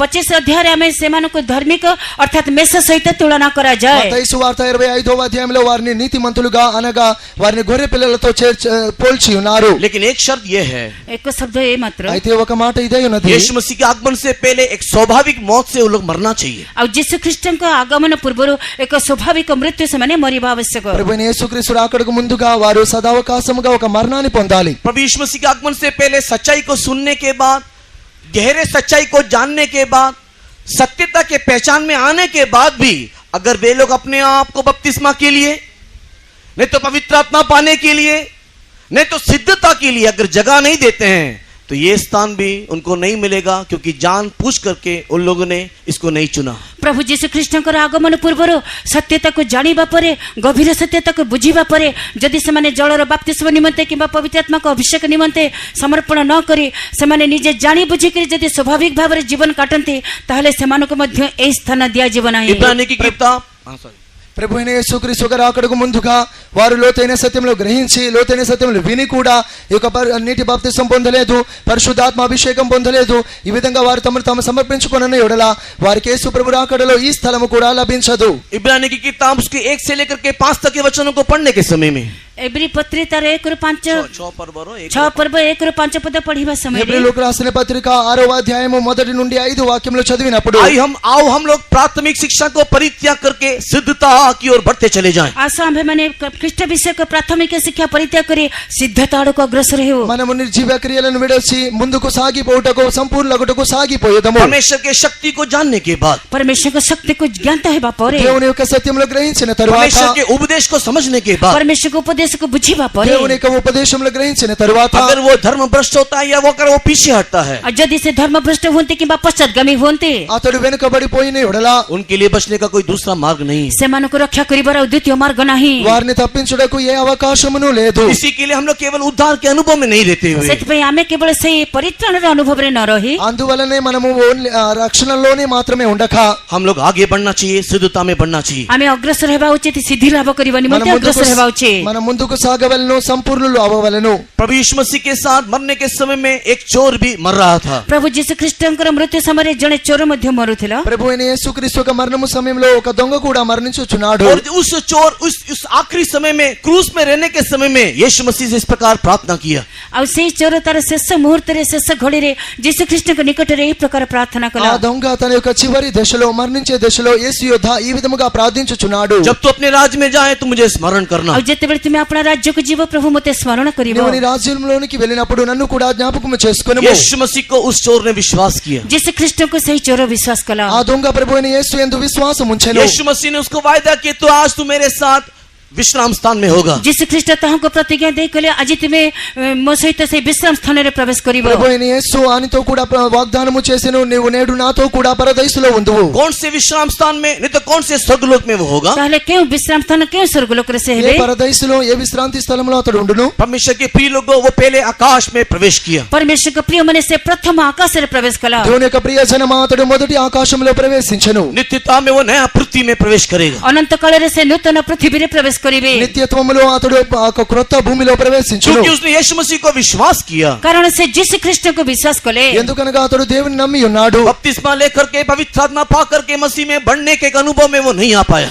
ବାପ୍ତିସ୍ମ ନେଇ ପବିତ୍ରାତ୍ମା ପାଇ ଖ୍ରୀଷ୍ଟଙ୍କ ଠାରେ ଅନୁଭବରେ ବଢିବା ପାଇଁ ତାଙ୍କୁ ସମୟ ମିଳିଲା ନାହିଁ బాప్తిసం పొందా పరిశుద్ధాత్మ పొందా అపొస్తలుల యొక్క సహవాసములో క్రీస్తులో నిలిచి ఉండ అతనికి సమయం లేకపోయాను परमेश्वर के बहुत नाम की महिमा होवे। परमेश्वर को पवित्र नामର गौरव ହେଉ దేవుని నామమునకు మహిమ కలుగును ये గాక स्वर्ग राज्य में एक सबसे छोटा स्थान है। स्वर्ग राज्ୟରେ ସବୁଠାରୁ କ୍ଷୁଦ୍ର ସ୍ଥାନ ఇది పరలోక రాజ్యంలో ఒక చిన్న స్థలము दूसरा स्थान का नाम हम लोग नया आकाश करके देखने पाते हैं। ଦ୍ୱିତୀୟ ସ୍ଥାନର ନାମ ଆମେ ନୂତନ ଆକାଶ ବୋଲି କହୁ రెండవ స్థలము యొక్క పేరు మనము క్రొత్త ఆకాశమని इस చదువుతున్నాము नए आकाश में कौन कौन जाकर के पहुंचेंगे? ଏହି ନୂତନ ଆକାଶକୁ କିଏ କିଏ ଯାଇ ପହଞ୍ଚିବେ ఈ క్రొత్త ఆకాశంలో ఎవరెవరు వెళ్ళి చేరెదరు जब हम लोग प्रकाशित वाक्य उसके चौथे अध्याय को पढ़ करके देखते हैं, ପ୍ରକାଶିତ ବାକ୍ୟ ତାର 4 ପର୍ବ ପଢିବା ସମୟରେ ప్రకటన గ్రంథం 4వ అధ్యాయం చదివినప్పుడు प्रकाशित वाक्य उसके चौथे अध्याय उसके 4 से लेकर के 7 तक के वचनों को पढ़ने के समय में ପ୍ରକାଶିତ ବାକ୍ୟ ତାର ଚତୁର୍ଥ ଅଧ୍ୟାୟ 4 ପଦରୁ 7 ପଦ ପଢିବା ସମୟରେ ప్రకటన గ్రంథం 4వ అధ్యాయం 4వ వాక్యం నుండి 7వ వాక్యం వరకు చదివినప్పుడు परमेश्वर के प्रिय लोगों, वहां पर हम लोग स्वर्ग लोक में नहीं तो स्वर्ग राज्य में दिखाई देने वाले अवस्था के बारे में नहीं तो स्थान के बारे में एक चित्रण देखने पाते हैं। परमेश्वर को प्रिय मने से स्वर्ग राज्ୟରେ ଦେଖାଯାଉଥିବା ଏକ ଅବସ୍ଥା ଏକ ଚିତ୍ରଣକୁ ଆମେ ଦେଖୁ దేవుని యొక్క ప్రియజనమా పరలోక రాజ్యంలో కనబడే ఒక గుంపు యొక్క చిత్రపటంగా మనం ఆ వాక్యములను చదువుకుంటున్నాము परमेश्वर के बहुत नाम की महिमा होवे। परमेश्वर को पवित्र नामର गौरव ହେଉ దేవుని నామమునకు మహిమ కలుగును గాక वहां पर एक सिंहासन को देखा गया। ସେଠାରେ ଏକ ସିଂହାସନକୁ ଦେଖୁଛୁ అక్కడ ఒక సింహాసనము వేయబడి ఉన్నది उस सिंहासन के चारों ओर एक 24 प्राणियों का सिंहासन दिखाई दिया। ଆଉ ସେଇ ସିଂହାସନର ଚତୁର୍ଦିଗରେ 24 ପ୍ରାଣୀଙ୍କର ସିଂହାସନ ఆ ଦେଖାଯାଉଛି సింహాసనము చుట్టూ 24 పెద్దల యొక్క సింహాసనములు ఉండెను वो 24 सिंहासन में 24 प्राचीन लोग वहां पर बैठे हुए हैं। ସେଇ 24ଟି ସିଂହାସନରେ 24 ଜଣ ପ୍ରାଚୀନ ଉପବିଷ୍ଟ ఆ 24 సింహాసనముల యందు 24 పెద్దలు కూర్చొని ఉన్నారు परमेश्वर के नाम की महिमा होवे। परमेश्वर को नामର गौरव ହେଉ దేవుని నామమునకు మహిమ కలుగును 6 గాక वचन को 7 वचन को पढ़ने के समय में 6 పଦ 7 పଦ ପଢିବା ସମୟରେ 4వ అధ్యాయం 6 7 వాక్యములు చదివినప్పుడు परमेश्वर के प्रिय लोगों से 6 वचन में लिखा हुआ है, उसके आगे एक समुद्र को देखा गया। परमेश्वर को प्रिय मने ସେଇ 6 ପଦରେ ଲେଖାଯାଏ ସେ ସିଂହାସନ ସମ୍ମୁଖରେ ଏକ ସମୁଦ୍ର దేవుని యొక్క ప్రియజనమా సింహాసనం మధ్య ఒక సముద్రం ఉన్నట్లుగా వాక్యము और తెలుపుచున్నది वो समुद्र कांच का बना हुआ करके देखा जा रहा ଆଉ है। ସେଇ ସମୁଦ୍ର ସ୍ଫଟିକ ସଦୃଶ ସ୍ୱଚ୍ଛ ବୋଲି ఆ ଲେଖାଯାଏ సముద్రము ఒక స్ఫటికము వంటిది परमेश्वर के नाम की महिमा होवे। परमेश्वर को नामର गौरव ହେଉ దేవునికి మహిమ కలుగును గాక 7 वचन को पढ़ने के समय में सिंहासन के सामने 4 प्रकार के प्राणी को नहीं तो 4 प्रकार के जीव के मुख को वहां पर देख सकते हैं। 7 ପଦ ପଢିବା ସମୟରେ ସିଂହାସନ ସମ୍ମୁଖରେ 4 ପ୍ରାଣୀ ଅର୍ଥାତ୍ ସେ 4 ଜୀବର ମୁଖକୁ ଦେଖୁ 7వ వాక్యమును చదువుతున్నప్పుడు ఆ సింహాసనం మీద ఎదుట 4 ప్రకారములైన ముఖములు గల జీవులు ఉన్నవి वो 4 प्रकार के प्राणी का जो मुख वहां पर दिखाई दे रहा ଆଉ है, 4 ପ୍ରାଣୀର ମୁଖ ଯୋଉ ସେଠାରେ ଦେଖାଯାଏ 4 జీవుల యొక్క ముఖములు అక్కడ కనబడుచున్నవి उसमें से एक सिंह के समान दिखाई दे रहा है। ସେଥିରୁ ଜଣେ ସିଂହ ସଦୃଶ ଦେଖାଯାଏ మొదటి జీవి సింహము వంటిది दूसरा वहां पर एक बछड़े के समान दिखाई दे रहा ଆଉ है। ଦ୍ୱିତୀୟ ପ୍ରାଣୀ ଗୋରୁ ସଦୃଶ రెండవ ଦେଖାଯାଉଛି జీవి దూడ వంటిది तीसरा वहां पर एक मनुष्य के समान दिखाई दे ତୃତୀୟ रहा है। ପ୍ରାଣୀର ମୁଖ ମନୁଷ୍ୟ ସଦୃଶ ଦେଖାଯାଉଛି మూడవ జీవి మనుషుని యొక్క ముఖం వంటిది और चौथा मुख वहां पर एक उका पक्षी के समान दिखाई दे ଆଉ रहा है। ଚତୁର୍ଥ ପ୍ରାଣୀର ମୁଖ ସେ ଉତ୍କୃଷ୍ଟ ପକ୍ଷୀ ତୁଲ୍ୟ ଦେଖାଯାଉଛି నాలుగవ జీవి యొక్క ముఖము పక్షిరాజు వంటిది इन सारे प्राणियों के आगे पीछे सारे जगह में आंखों को हम लोग देखने पाते हैं। ଏହି ସମସ୍ତ ପ୍ରାଣୀର ଆଗରେ ପଛରେ ସବୁ ସ୍ଥାନରେ ଆମେ ଚକ୍ଷୁ ଦେଖିବାକୁ ପାରୁ ఈ 4 జీవుల ఎదుట ముందున వారి యొక్క వెనుక 4 కనులు ఉన్నవి 8 वचन में लिखा हुआ है उनके पंखे 6 पंखे और सारे पंखों में आंखें दिखाई दे रहा है। ଆଠାରେ ଲେଖାଯାଏ ପ୍ରତ୍ୟେକ ପ୍ରାଣୀର 6 ପକ୍ଷ ଅଛି ଆଉ ସବୁ ପକ୍ଷରେ ଚକ୍ଷୁ ଦେଖାଯାଏ 8వ వాక్యంలో రాయబడి ఉన్నది ప్రతి జీవికి 6 రెక్కలు ఉన్నవి एक सिंहासन, ଏକ सिंहासन ఒక సింహాసనము उसके सामने कांच के समान एक समुद्र, ଆଉ ତାହା ସମ୍ମୁଖରେ ଗୋଟେ ସ୍ଫଟିକ କାଚ ତୁଲ୍ୟ ସମୁଦ୍ର దాని ఎదుట స్ఫటికము అంటే ఒక సముద్రము उसके सामने 4 प्रकार के प्राणी, ତା ସମ୍ମୁଖରେ 4 ପ୍ରାଣୀ వాటి మధ్య 4 విధములైన జీవులు सिंहासन के चारों तरफ 24 प्राचीन। ଆଉ ସିଂହାସନ ଚତୁର୍ପାର୍ଶ୍ୱରେ 24 ପ୍ରାଚୀନ ఈ సింహాసనము చుట్టూ 24 పెద్దలు परमेश्वर के बहुत नाम की महिमा होवे। परमेश्वर को पवित्र नामର गौरव ହେଉ దేవునికి స్తోత్రం కలుగును గాక स्वर्ग का दर्शन को देखने के समय योना ने इस प्रकार स्वर्ग की अवस्था को देखा। ସ୍ୱର୍ଗର ଦର୍ଶନକୁ ଦେଖିବା ସମୟରେ ସ୍ୱର୍ଗର ଅବସ୍ଥା ଏହି ପ୍ରକାର ଭାବେ ଯୌନ ଦେଖିଲେ పరలోక దర్శనం చూసినప్పుడు పరలోకం యొక్క పరిస్థితిని యోహాను ఈ విధముగా చూసెను ऐसे होने से ये 24 प्राचीन बोलने से कौन है? ଆଉ ଏଥିରେ ଯୋଉ 24 ପ୍ରାଚୀନ ବୋଲି ଲେଖାଯାଏ ସେମାନେ କିଏ ఇలాగ ఉన్న యొడల ఈ 24 పెద్దలు ఎవరు ये 24 प्राचीन हम लोग विवेक युग के संत के रूप में देखने पाते हैं। ଏହି 24 ପ୍ରାଚୀନ ଆମେ ବିବେକ ଯୁଗର ସାଧୁମାନଙ୍କୁ ଦେଖୁ 24 పెద్దలను గురించి మన మనస్సాక్షి కాలం యొక్క పెద్దలుగా మనం చదువుతున్నాము परमेश्वर के बहुत नाम की महिमा होवे। परमेश्वर को पवित्र नामର गौरव ହେଉ దేవుని నామమునకు మహిమ కలుగును గాక. विवेक युग का संत बोलने से विवेक जुगर साधु कहिले మనస్సాక్షి యొక్క యుగము యొక్క పరిశుద్ధులు అనగా जिस दिन आदम ने पाप किया जे दिन आदम पाप कले ఎప్పుడైతే ఆదాం పాపం చేసెనో और जब तक मूसा का व्यवस्था नहीं आया जे पर्यंत मोसंकर व्यवस्था आसी नथिला మోషే యొక్క ధర్మశాస్త్రం ఎప్పటి వరకు రాలేదో उस समय में मनुष्य का न्याय परमेश्वर उनके विवेक के अनुसार करता था. सेही समय मनुष्य विचार सेमानक विवेक अनुसार प्रभु करुथिले. ఆ సమయం వరకు మనుషుని యొక్క పరిస్థితిని తమ మనస్సాక్షిని అనుసరించి దేవుడు నడిపించుచుండెను. काइन और हाबेल दोनों परमेश्वर के सम्मुख में बलि को लेकर के आया. कइन और हेबेल सेमाने दुई जण प्रभुको सम्मुखरे नैवेद्य नेइकरी गले. కయ్యను హేబెలు దేవుని యొద్దకు అర్పణమును తీసుకొని कोई వచ్చిరి. व्यवस्था नहीं था. सेतेबेले कोनोसी व्यवस्था नथिला. అప్పుడు ఏ విధమైన ధర్మశాస్త్రము లేదు. किसी ने बताया नहीं था. केही ताको कहि नथिले. ఎవరినూ వారికి తెలుపలేదు. किसी ने बोला नहीं था कि क्या करना है, कैसे करना है. आ केही मध्य कहि नथिले कोन करिबे किपरि करिबे. ఎలాగూ చేయాలి ఎప్పుడు చేయాలి ఎవరు వారికి నేర్పలేదు. लेकिन उनके विवेक के अनुसार उन लोग परमेश्वर के सम्मुख में बलि चढ़ाने के लिए गए. किंतु सेमानकर विवेक अनुसार सेमाने प्रभुको सम्मुखरे बलिदान करिबाको गले. కానీ వారి యొక్క మనస్సాక్షిని అనుసరించే వారు దేవుని ఎదుట బలులు అర్పింప వెళ్ళిరి. और उनके विवेक के अनुसार परमेश्वर ने उनका न्याय किया. आ सेमानक विवेक अनुसार प्रभु सेमानकर विचार कले. వారి మనస్సాక్షిని అనుసరించే దేవుడు వారికి తీర్పు తీర్చెను.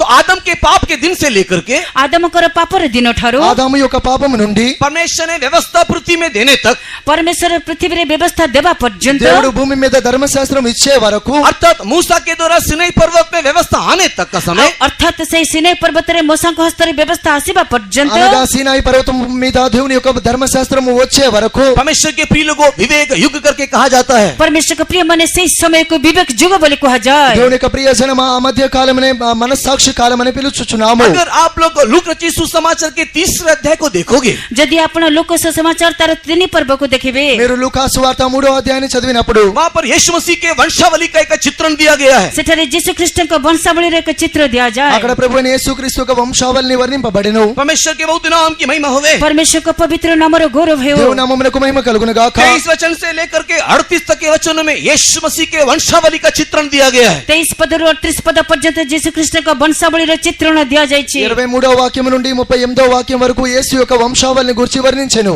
अगर आप उस वंशावली को हिसाब करना शुरू करोगे यदि से वंशावली को आपण हिसाब करबा को आरंभ करिबे మీరు ఆ వంశావళిని లెక్కింపని ఆరంభించిన ఎడల तो परमेश्वर के प्रिय लोगों आदम से लेकर के परमेश्वर का प्रिय मने आदम का ठहरो नहीं దేవుని యొక్క ప్రియ జనమ ఆదాము నుండి याकूब का बेटा यहूदा तक 22 वंश दिखाई देता है. जाकोब का पुत्र जिहुदा पर्यंत 22 वंशावली देखा जाए. యాకోబు యొక్క కుమారుడగు యూదా వరకు 22 వంశములు. और यहूदा के बाद और 2 पीढ़ी आ जिहुदा परे और दुईटी वंशावली యూదా తరువాత ఇంకా 2 వంశములు. इस प्रकार आदम से लेकर के एश्रोम तक आ आदम ठहरो नहीं के श्रवण पर्यंत ఈ విధముగా ఆదాము నుండి యెష్రోము వరకు 24 प्राचीन को हम लोग देखने पाते हैं. 24 प्राचीनों का में देखिबा को परो 24 పెద్దలను మనం చూడగలుగుతున్నాము. परमेश्वर के बहुत नाम की महिमा होवे. परमेश्वर का पवित्र नाम रो गौरव है. దేవుని నామమునకు మహిమ కలుగును గాక. क्योंकि एश्रोम के समय काल के आसपास ही मूसा का व्यवस्था वहां पर उतर के कारण आया. श्रम के समय रे आख पाखरे से पाखापाखी अवस्था रे मोसा को व्यवस्था दिया गला. ఎందుకనగా యెష్రోము ఒక సమయము వరకు మోషే యొక్క ధర్మశాస్త్రం ఇవ్వబడి ఉన్నది. परमेश्वर के बहुत नाम की महिमा होवे. परमेश्वर का पवित्र नाम रो गौरव है. దేవుని నామమునకు మహిమ కలుగును గాక. इसी के लिए 24 प्राचीन जो सिंहासन के चारों तरफ बैठे हुए हैं सिंहासन रो चतुर्पार्श्व रे जो 24 प्राचीन उपविष्ट थिले సింహాసనం యొక్క చుట్టూ 24 పెద్దలు ఎవరైతే కూర్చొని ఉన్నారో विवेक युग के संत करके हम लोग कहते हैं. से विवेक जुगर साधु बोली हमें तमन को कहो. వారిని మనస్సాక్షి యొక్క పరిశుద్ధులని మనం పిలుచుచున్నాము. परमेश्वर के बहुत नाम की महिमा होवे. परमेश्वर का पवित्र नाम रो गौरव है. దేవుని నామమునకు మహిమ కలుగును గాక. उसी समय में सिंहासन के सामने 4 प्रकार का प्राणी दिखाई दिया. सही समय रे सिंहासन सम्मुखरे चारि प्राणी देखा गले. ఆ సమయం నందు సింహాసనం మధ్యలో 4 విధమైన జీవులు. परमेश्वर के नाम की महिमा होवे. परमेश्वर का नाम रो गौरव है. దేవునికి స్తోత్రం ये కలుగును 4 प्राणी గాక. बोलने से क्या है? यही चारि प्राणी कहले के ఈ 4 జీవులు ఎవరు? व्यवस्था युग में दिखाई देने वाले परमेश्वर के प्रिय लोगों सिद्ध संतों को दिखाते हैं. व्यवस्था जुगरे देखा जाउथिबा परमेश्वर का प्रिय मने सिद्ध साधु मानु को दर्शाए. ధర్మశాస్త్ర కాలంలో ఉన్న సంపూర్ణ సిద్ధులైన పరిశుద్ధులను చూపుచున్నవి. लेकिन उनकी सिद्धता केवल एक विषय में ही दिखाई दिया. किंतु सेमाने केवल गोटे गोटे विषय रे सिद्धता प्राप्त होइतिले. అయితే వారి యొక్క సంపూర్ణత ఒకే ఒక విషయంలో మాత్రమే ఉండేది. इसी कारण से उन लोग को जो चेहरा है वो अलग अलग प्रकार में दिखाई दे रहा है. सेही प्रकार तांकर मुखर चेहरा भिन्न भिन्न प्रकार भाबरे देखा जाउछि. ఇందు నిమిత్తమే వారి యొక్క ముఖములు విభిన్నమైన ముఖములుగా కనబడుచున్నవి. परमेश्वर के नाम की महिमा होवे. परमेश्वर को नाम रो गौरव है. దేవునికి మహిమ కలుగును గాక. एक चेहरा सिंह का चेहरा दिखाई दे रहा है. जनकर मुख सिंह तुल्य. ఒక ముఖము సింహం యొక్క वो ముఖము. विश्वास की पूर्णता को दिखाता है. विश्वास रे सिद्धता को అది दर्शाए. విశ్వాసం యొక్క పరిపూర్ణత అయి ఉన్నది. दूसरा चेहरा वहाँ पर बछड़े का चेहरा. द्वितीय मुख गोरु रो सदृश. రెండవ యొక్క ముఖము దూడ వంటిది. वो एक दास के अनुभव का नहीं तो वो एक नम्र नम्रता के शुद्धता को दिखाता है या नम्रता के पूर्णता को दिखाता है? ତାହା ଏକ ଦାସର ଅନୁଭବ ଅର୍ଥାତ ନମ୍ରତାର ପୂର୍ଣ୍ଣତାକୁ ଦର୍ଶାଏ। అది ఒక దాసుని యొక్క స్వరూపము అనగా తగ్గింపు యొక్క పరిపూర్ణత అయి ఉన్నది. परमेश्वर के बहुत नाम की महिमा होवे। परमेश्वरको पवित्र नामର गौरव हेउ। దేవుని యొక్క పరిశుద్ధమైన నామమునకు మహిమ కలుగును अन्य గాక. रीति में परमेश्वर की मर्जी करने की पूर्णता को भी दिखाता है। ଆଉ ଅନ୍ୟ ଭାବରେ କହିବାକୁ ଗଲେ परमेश्वरको इच्छा साधन କରିବାର ପୂର୍ଣ୍ଣତାକୁ ଦର୍ଶାଏ। ఇతర భావములో చెప్పమనగా అది దేవుని యొక్క చిత్తమును పరిపూర్ణత. तीसरा चेहरा मनुष्य का चेहरा। ତୃତୀୟ ମୁଖ ମନୁଷ୍ୟର ମୁଖ। మూడవ ముఖము మనుషుని యొక్క ముఖము. मनुष्य का चेहरा प्रेम का प्रतीक है। ଆଉ ମନୁଷ୍ୟର ମୁଖ ସେ ହେଉଛି ପ୍ରେମର ଚିହ୍ନ। మనుషుని యొక్క ముఖము ప్రేమ స్వరూపమై इसी ఉన్నది. कारण से परमेश्वर ने जो मनुष्य को बनाया अपना प्रेम दिखाने के लिए, अपना प्रेम जताने के लिए अपने समान एक मनुष्य को बनाया। ସେଥିପାଇଁ ପରମେଶ୍ୱର ଯେତେବେଳେ ମନୁଷ୍ୟକୁ ନିର୍ମାଣ କଲେ ଆପଣ ପ୍ରେମକୁ ପ୍ରଦର୍ଶନ କରିବା ନିମନ୍ତେ ଆପଣ ସ୍ୱରୂପରେ ଆକୃତିରେ ଏବଂ ସାଦୃଶ୍ୟରେ ନିର୍ମାଣ କଲେ। ఇందుకొరకే దేవుడు మనుషుని నిర్మించినప్పుడు తన స్వరూపమందు తన పోలిక చొప్పున నిర్మించెను. इसी के लिए प्रेम की पूर्णता को वो दिखाता है। ସେଥିପାଇଁ ତାହା ପ୍ରେମର ପୂର୍ଣ୍ଣତାକୁ ଦର୍ଶାଏ। కాబట్టి అది దేవుని యొక్క ప్రేమ పరిపూర్ణత అయి ఉన్నది.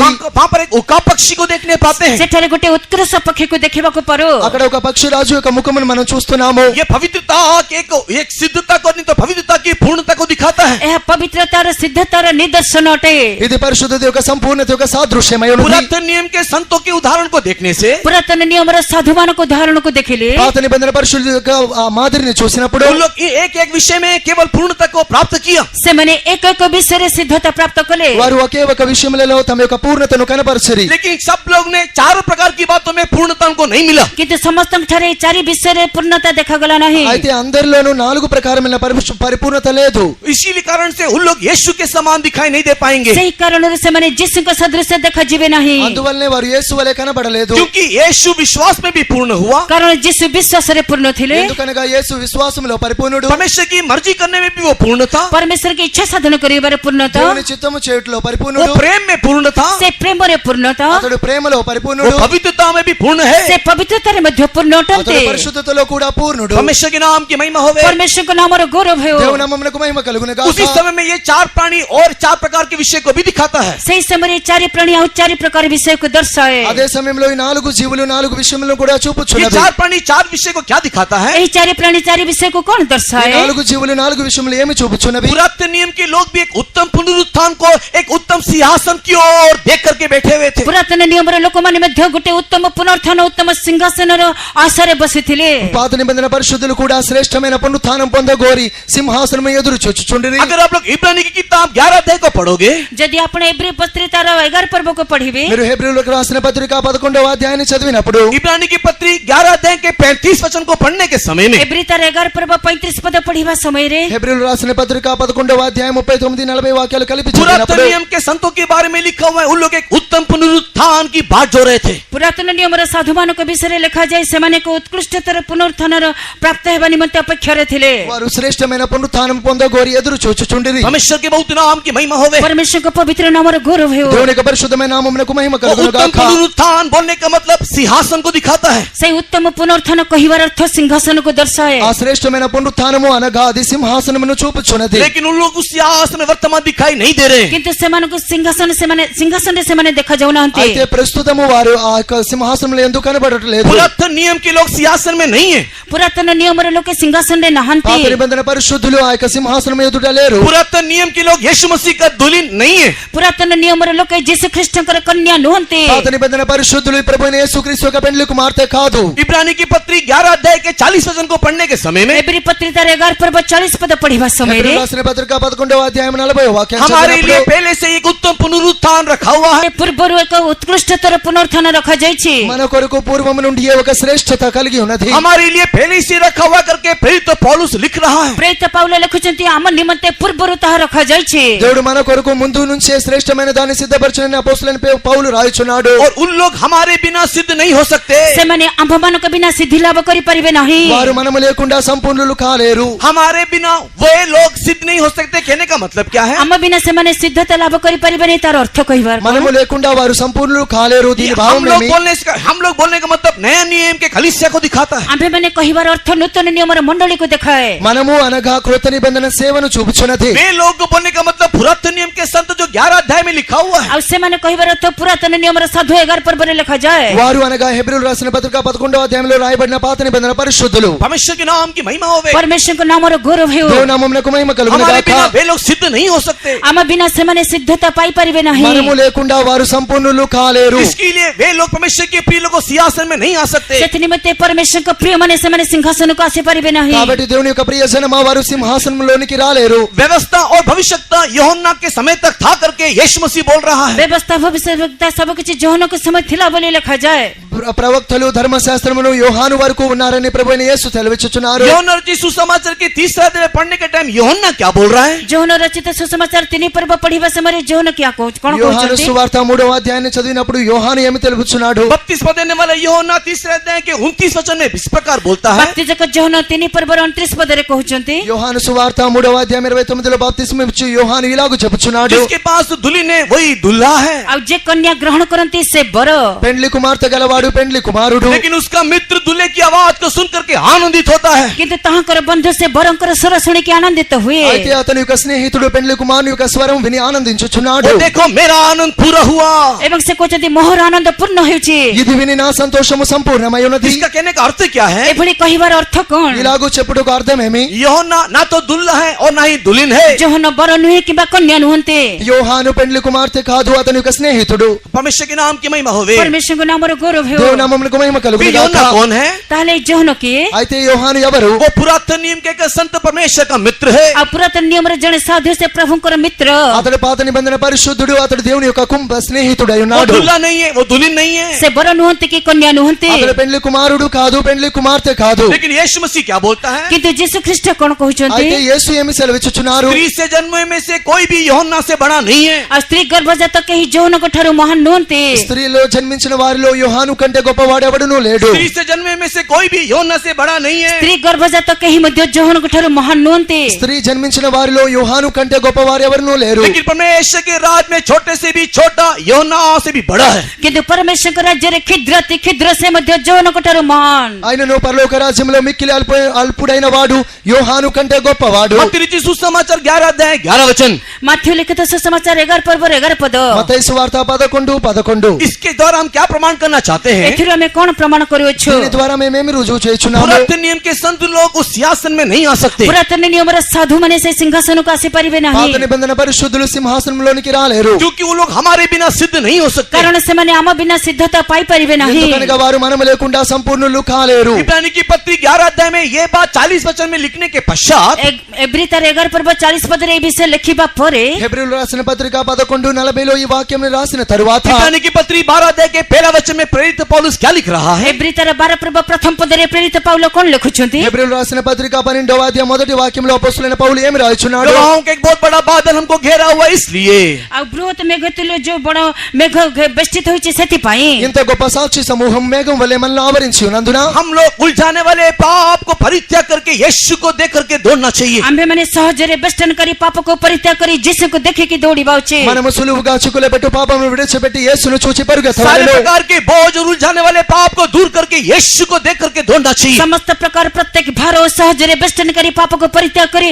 यीशु को देखे की धावमान हेबा। సమస్త విధములైన ప్రతి భారమును సులువుగా చిక్కులు పెట్టు పాపమును విడిచి యేసును చూచి ముందుకు పరుగెత్తవలెను. पुरातन नियम के संत लोग बादलों के समान हमको देख करके बैठे हुए हैं। पुरातन नियम रे साधु माने से माने मेघतुल्य बेष्टित होई हमको देखि बसचंती। పాత నిబంధన పరిశుద్ధులందరూ గొప్ప మేఘము వలె మన కొరకు ఎదురు చూచున్నారు. इसी कारण से वो जो 4 प्राणी है उसके आगे पीछे पंखों में पूरा आंखें आंखें भरा हुआ सेही है। कारण से जो चारि प्राणी सेमानकर आगरे पछरे भीतर बाहर चक्षुरे परिपूर्ण।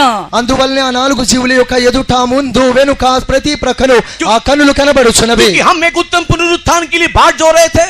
कारण आमे को उत्कृष्टतर पुनरुत्थान निमित्त अपेक्षा रे थिलु। ఏలయనగా మనము శ్రేష్టమైన పునరుత్థానము కొరకు ఎదురు చూచినాము. हमको नहीं मिला तो किनको मिला? हमको मिलिला नहीं तो काहको मिलिला? మనకు లభించలేదు, మరి ఎవరికి లభించును? हमारे और उनके बीच में क्या फर्क है? अब आम भितरे तांको भितरे कोन पार्थक्य? మనకును వారికి మధ్య ఉన్న భేదమేమి? परमेश्वर के प्रिय लोगों, हमारी विशेषता ने तो नया नियम की मंडली का विशेषता यह है कि वो यीशु के समान पूर्ण है। अब परमेश्वर का प्रिय माने हमर विशेषता अर्थात नूतन नियम मंडली रे विशेषता एतिकी जे से यीशु का तुल्य।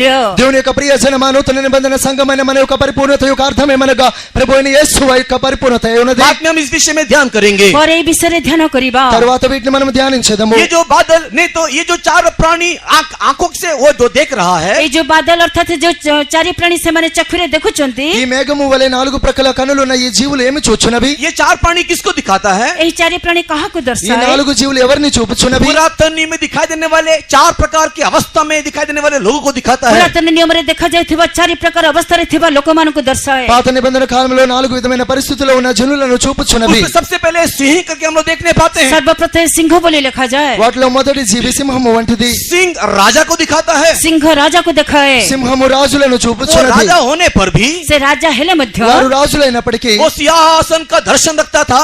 ସେ ସିଂହାସନର ଦର୍ଶନ ରଖିଥିଲେ। వారు సింహాసనం యొక్క దర్శనమును एक उत्तम చూచుచుండేది. पुनरुत्थान का बाट जोता था। ଉତ୍ତମ ପୁନରୁତ୍ଥାନର ଅପେକ୍ଷାରେ ଥିଲେ। వారు శ్రేష్టమైన పునరుత్థానము కొరకు ఎదురు చూచుచుండేది. दूसरा बछड़े को देखने पाते हैं। ଦ୍ୱିତୀୟ ପ୍ରାଣୀ ସେ ଗୋରୁର ମୁଖ ସଦୃଶ।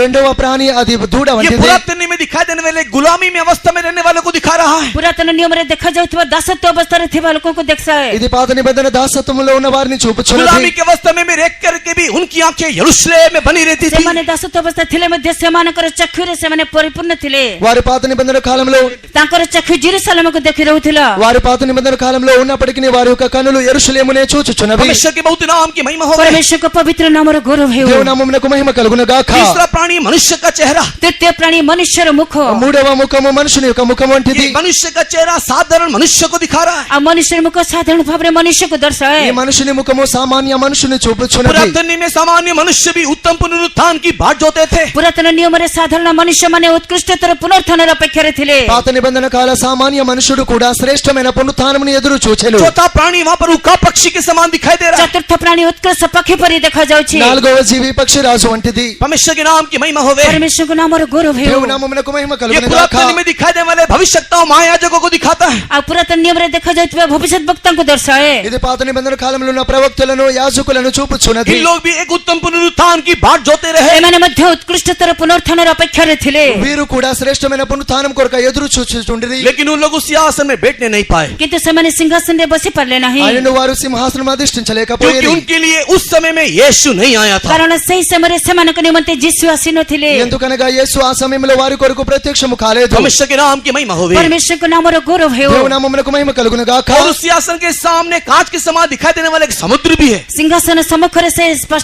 ସ୍ଫଟିକ ସଦୃଶ ଏକ ସମୁଦ୍ର ଅଛି। ఆ సింహాసనం ఎదుట స్ఫటికము వంటి సముద్రము కూడా ఉన్నది. परमेश्वर के बहुत नाम की महिमा होवे। ପରମେଶ୍ୱରଙ୍କ ପବିତ୍ର ନାମର ଗୌରବ ହେଉ। దేవునామమునకు మహిమ కలుగును గాక. प्रकाशित वाक्य 15 अध्याय को पढ़ने के समय में ପ୍ରକାଶିତ ବାକ୍ୟ 15 ପର୍ବ ପଢିବା ସମୟରେ ప్రకటన గ్రంథం 12వ అధ్యాయం చదివినప్పుడు उसके दूसरे वचन में लिखा हुआ है, ତାର ଦୁଇ ପଦରେ ଲେଖାଯାଏ। ప్రకటన గ్రంథం 15వ అధ్యాయం 2వ ये वो వాక్యము. कांच जो आग से मिला हुआ है। ସେଇ ଯୋଉ ସମୁଦ୍ର ତାହା ଅଗ୍ନି ମିଶ୍ରିତ ଅଟେ। ఆ యొక్క సముద్రం అనేది అగ్నితో మధ్య నింపబడి ఉన్నది. परमेश्वर के प्रिय लोगों, ये लोग मसीह विरोधी के राज्य में जो शहीद होकर के मरेंगे उनके विषय में बताया जा रहा है। ପରମେଶ୍ୱରଙ୍କ ପ୍ରିୟମାନେ ଖ୍ରୀଷ୍ଟ ବିରୋଧୀର ରାଜ୍ୟରେ ଯୋଉମାନେ ରକ୍ତ ସାକ୍ଷୀ ହୋଇ ମୃତ୍ୟୁବରଣ କରିବେ ସେମାନଙ୍କୁ ଦର୍ଶାଏ। దేవుని యొక్క ప్రియ జనమా, క్రీస్తు విరోధి యొక్క పరిపాలనలో ఎవరైతే శ్రమల కాలంలో హత సాక్షులుగా మరణించుచున్నారో వారిని గుర్చే ఉన్నది. परमेश्वर के पवित्र नाम की महिमा होवे। ପରମେଶ୍ୱରଙ୍କ ପବିତ୍ର ନାମର ଗୌରବ ହେଉ। దేవునామమునకు మహిమ కలుగును इस గాక. प्रकार देखने के समय में नए आकाश में कौन दिखाई दे रहा है? ତାହେଲେ ଏହି ପ୍ରକାର ଦେଖିବା ସମୟରେ ନୂତନ ଆକାଶରେ କିଏ ఈ ଦେଖାଯାଉଛି? పటంలో మనం చూస్తున్నప్పుడు కృత ఆకాశంలో ఎవరు కనబడుచున్నారు? नित्यता में दिखाई देने वाला दूसरा स्थान नया आकाश पुरातन नियम के संतों के लिए। ଆଉ ନୂତନ ଅନନ୍ତ କାଳରେ ଦେଖାଯାଉଥିବା ଦ୍ୱିତୀୟ ସ୍ୱର୍ଗ ସେ ନୂତନ ଆକାଶ ତାହା ପୁରାତନ ନିୟମର ସାଧୁମାନଙ୍କ ପାଇଁ। నిత్యత్వంలో కనబడుచున్నటువంటి ఈ కృత ఆకాశము పాత నిబంధన పరిశుద్ధుల కొరకై ఉన్నది. उसके साथ ही साथ परमेश्वर के प्रिय लोगों, 7 वर्ष की पीड़ा काल में जो शहीदों की मौत मरेंगे उन लोग का ये स्थान है। ତା ସହିତ 7 ବର୍ଷର ଯନ୍ତ୍ରଣା କ୍ଲେଶ ସମୟରେ ଯେଉଁମାନେ ମୃତ୍ୟୁଭୋଗ କରିବେ ସେମାନଙ୍କ ପାଇଁ ମଧ୍ୟ ଏହି ସ୍ଥାନ।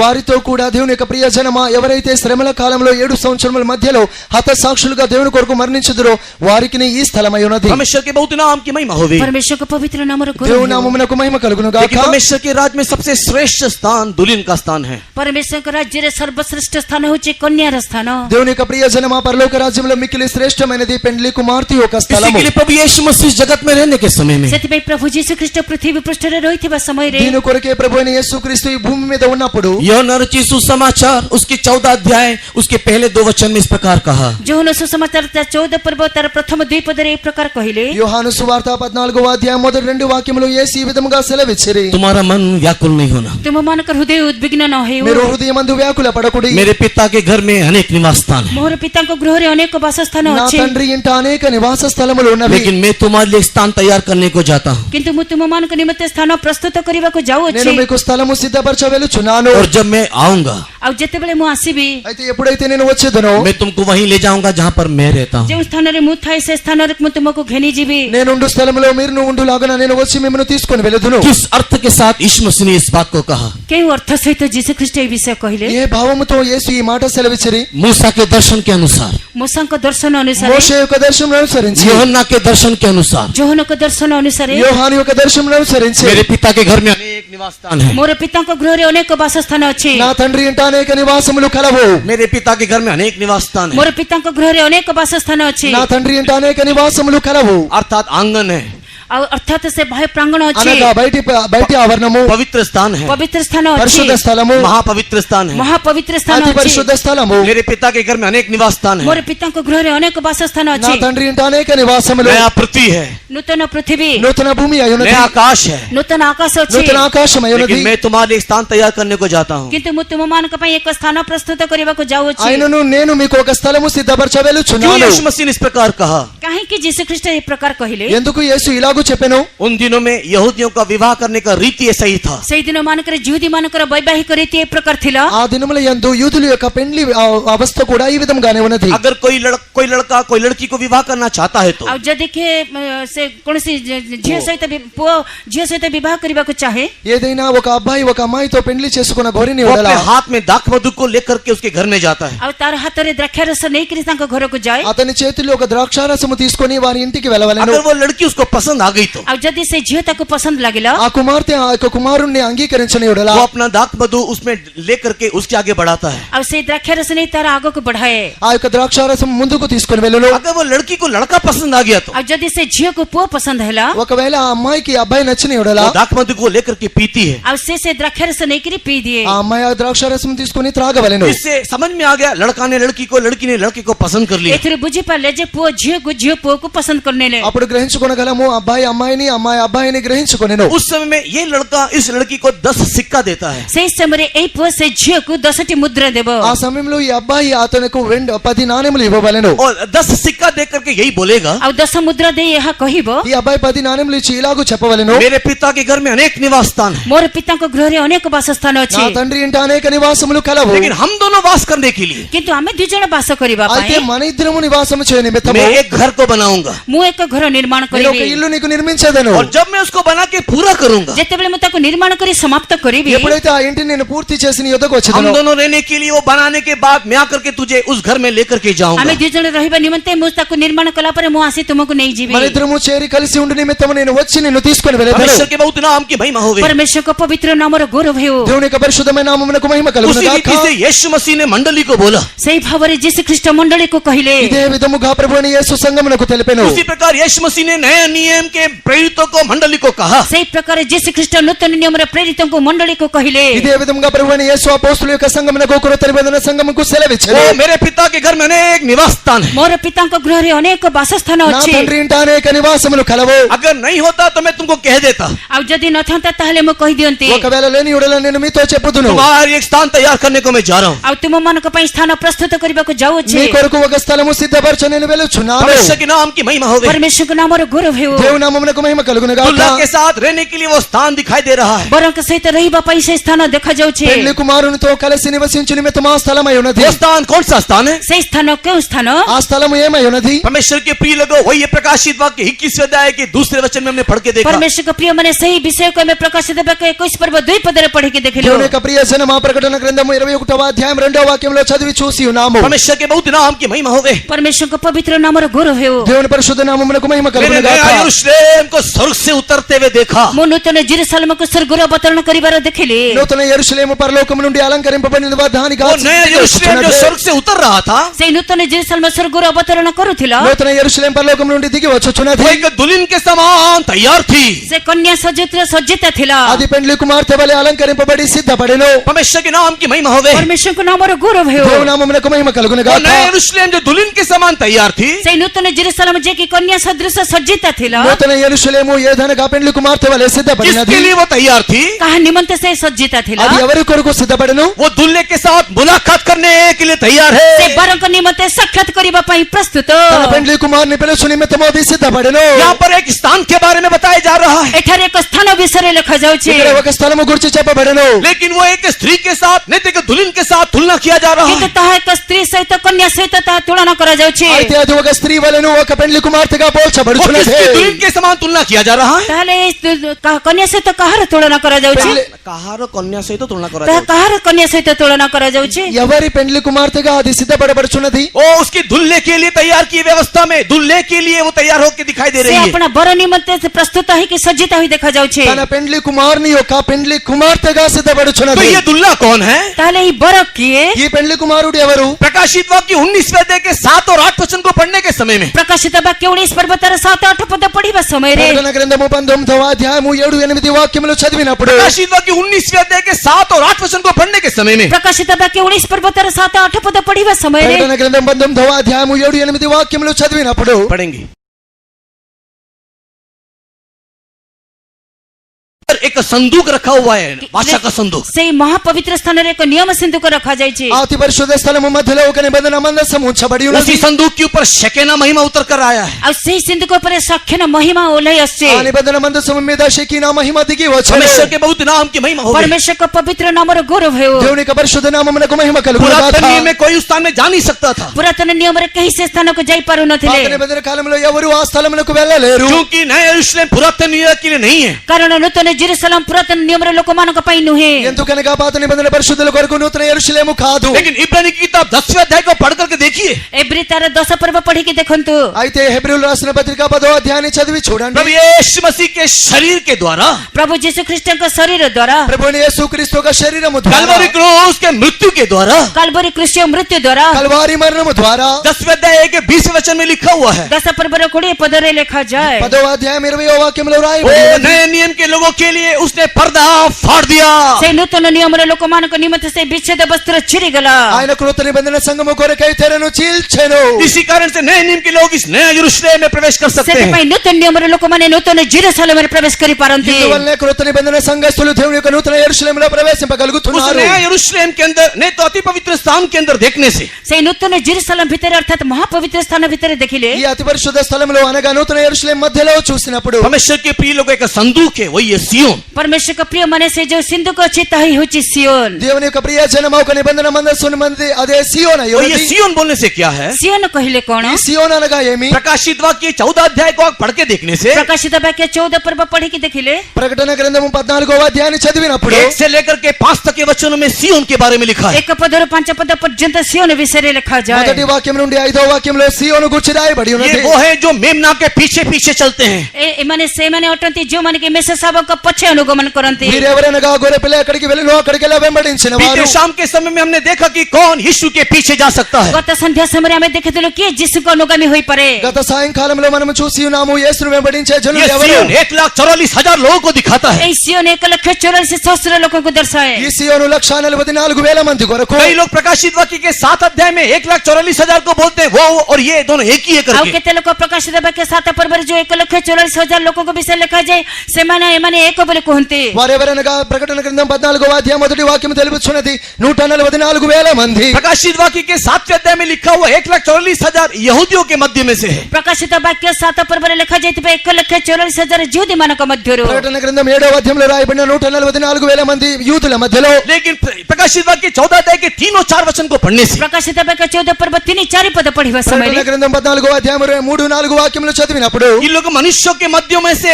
और पृथ्वी में से मोल लिए गए हैं। ସେମାନେ ମନୁଷ୍ୟମାନଙ୍କ ମଧ୍ୟରୁ ପୃଥିବୀ ମଧ୍ୟରୁ କୃତ।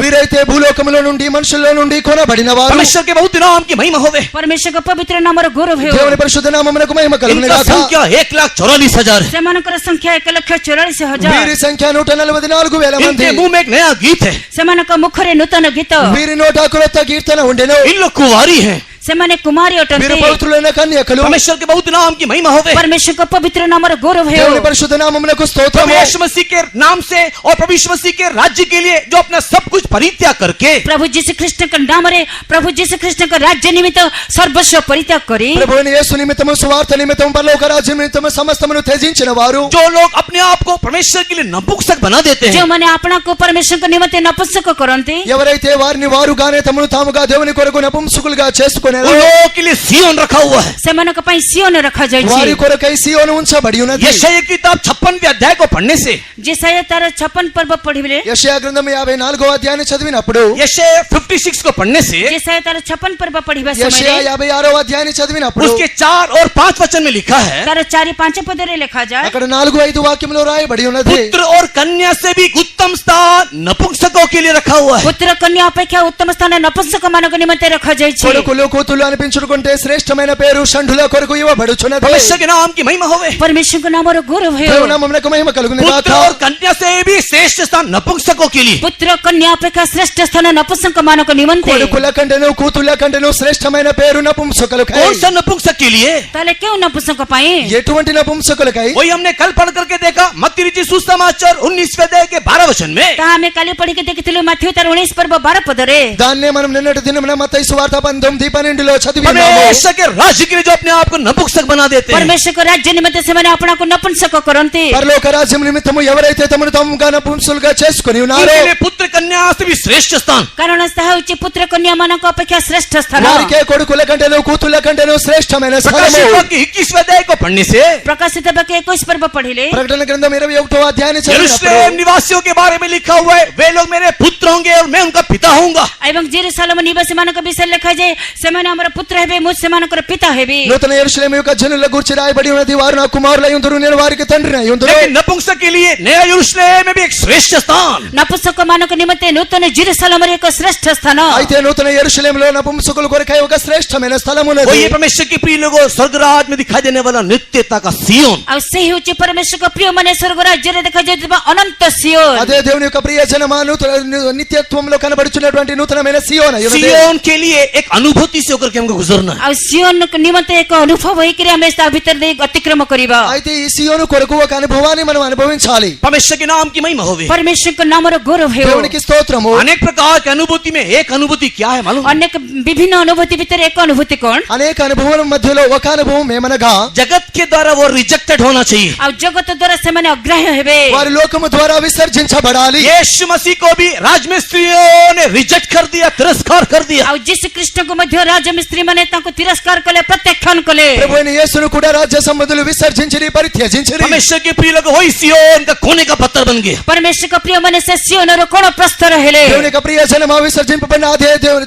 సియోనుకు మూలరాయి అయ్యను. उसी प्रकार जगत के लिए और जगत मेरे लिए हम लोग तिरस्कार करके ସେଇ ପ୍ରକାର ଜଗତ ନିମନ୍ତେ ମୋ ପାଇଁ ଜଗତ ଏସବୁ କିଛି ଆମେ ପ୍ରତ୍ୟାଖ୍ୟାନ କରି, అందు నిమిత్తమే మనము లోకమును లోకం మనల్ని విసర్జించినప్పుడు, जहाँ कहीं मेमना जाता है उनके पीछे हम जाने से ମେଷ ଶାବକ ଯେଉଁଠାକୁ ଯାଆନ୍ତି ତାଙ୍କ ଅନୁଗାମୀ ହେଲେ, గొర్రె పిల్ల వెలు స్థలం అన్నిటికీ మనం వెళ్ళినప్పుడు ऐसे झुंड लोगों को सियोन प्राप्त होगा। ଏଭଳି କନ୍ୟାମାନଙ୍କୁ ସିଓନ ଦିଆଯିବ। అటువంటి కన్యకలకు సియోను हम లభించుచున్నది. जानते और समझते हैं कि ये सारी शिक्षा को संपूर्ण रीति से वर्तमान आप समझ नहीं पा रहे ଆମେ होंगे। ଜାଣିଛୁ ବୁଝୁଛୁ ଯେ ଏଇ ସମସ୍ତ ଶିକ୍ଷାକୁ ସମ୍ପୂର୍ଣ୍ଣ ଭାବରେ ଆପଣମାନେ ବୁଝିପାରିବେ ନାହିଁ। మేమందరం గ్రహించుకున్నాము, మీరు ఈ సంపూర్ణ సత్యములు సమస్తముగా తెలుసుకొనలేదు. हम भी इस अल्प समय में सब कुछ आपको बता भी नहीं सकते ଆମେ हैं। ଏଇ ଅଳ୍ପ ସମୟ ମଧ୍ୟରେ ସବୁ କିଛି ଆପଣଙ୍କୁ ଶିଖାଇ ପାରିବୁ ନାହିଁ। మేము కూడా ఈ కొద్ది సమయంలో సమస్త సత్యములు మీకు తెలుపలేకపోయాము. लेकिन अगर आप सच में एक सत्य को खोजने वाले हो, କିନ୍ତୁ ଯଦି ପ୍ରକୃତରେ ଆପଣ ସତ୍ୟର ଅନ୍ୱେଷଣ କରି, అయితే మీరు యథార్థముగా సత్యమును అన్వేషించు और अगर आप వారైన యెడల, सच में अपने लाइफ के प्रति सीरियस हो, ଯଦି ଆପଣ ପ୍ରକୃତରେ ଆପଣଙ୍କର ଜୀବନ ପ୍ରତି ଗମ୍ଭୀର ଥାନ୍ତି, మీరు నిజముగానే మీ యొక్క జీవితమును గూర్చి ఎంతో కోరిక గల వారు मैं आपसे यही सलाह मशवरा दूंगा, बाइबल को पढ़ना शुरू ମୁଁ करो। ଆପଣଙ୍କୁ ଏଇ ପ୍ରକାର ସାନ୍ତ୍ୱନା, ଏଇ ପ୍ରକାର ଆପଣଙ୍କୁ ସଂକଳ୍ପ ଦେଉଛି, ବାଇବେଲକୁ ପ୍ରତିଦିନ ପାଠ నేను మీతో କରନ୍ତୁ। ఒక ఆలోచన చెప్పుచున్నాను, మీరు పరిశుద్ధ గ్రంథం ప్రతి దినం చదవండి, उसको समझने की कोशिश करो। ତାକୁ ବୁଝିବା ପାଇଁ ଚେଷ୍ଟା దాన్ని କରନ୍ତୁ। గ్రహింప అర్థం చేసుకునే छोड़ना पड़े ప్రయత్నించండి. तो छोड़ दो, छोड़ना पड़े तो छोड़ दो, ଯଦି ଛାଡିବାକୁ ପଡେ ଛାଡି ଦିଅନ୍ତୁ, ఆ చదవడానికి విడిచిపెడితే విడిచిపెట్టండి. लेकिन यीशु को पकड़ लो, କିନ୍ତୁ ଯୀଶୁକୁ ଧରି ନିଅନ୍ତୁ। యేసును పట్టుకొనుము, क्योंकि उसको पकड़ने से ही केवल अनंत जीवन है। ତାଙ୍କୁ ଧରିଲେ କେବଳ ଅନନ୍ତ ଜୀବନ। ఎందుకనగా ఆయన పట్టుకొని వారెవరో వారే నిత్య జీవ ప్రాప్తులు. इस प्रकार स्वर्ग राज में अलग अलग स्थान है। ଏଇ ପ୍ରକାର ସ୍ୱର୍ଗ ରାଜ୍ୟରେ ଭିନ୍ନ ଭିନ୍ନ ସ୍ଥାନ ఈ ଅଛି। విధముగా పరలోకంలో అనేకమైన స్థలములు, नया पृथ्वी, नया आकाश, नया यरूशलेम और सियोन। ନୂତନ ପୃଥିବୀ, ନୂତନ ଆକାଶ, ନୂତନ ଜେରୁସାଲେମ, ସିଓନ। క్రొత్త భూమి, క్రొత్త ఆకాశము, నూతన యెరూషలేము, సియోను. आप कहाँ जाना चाहते हो? ଆପଣ କେଉଁଠାକୁ केठाको जीवाको మీరు चाहन्ते ఎక్కడికి వెళ్ళగోరుచున్నారు? अपने आप को तैयार करो, अपने आप को समर्पण करो। निज निजको प्रस्तुत करन्तु निजको समर्पण करन्तु నిన్ను నీవే సిద్ధపరచుకొనుము, నిన్ను నీవే అప్పగించుకొనుము. परमेश्वर के नाम की महिमा हो। परमेश्वरको नाम र गौरव हो। దేవునికి మహిమ కలుగును గాక.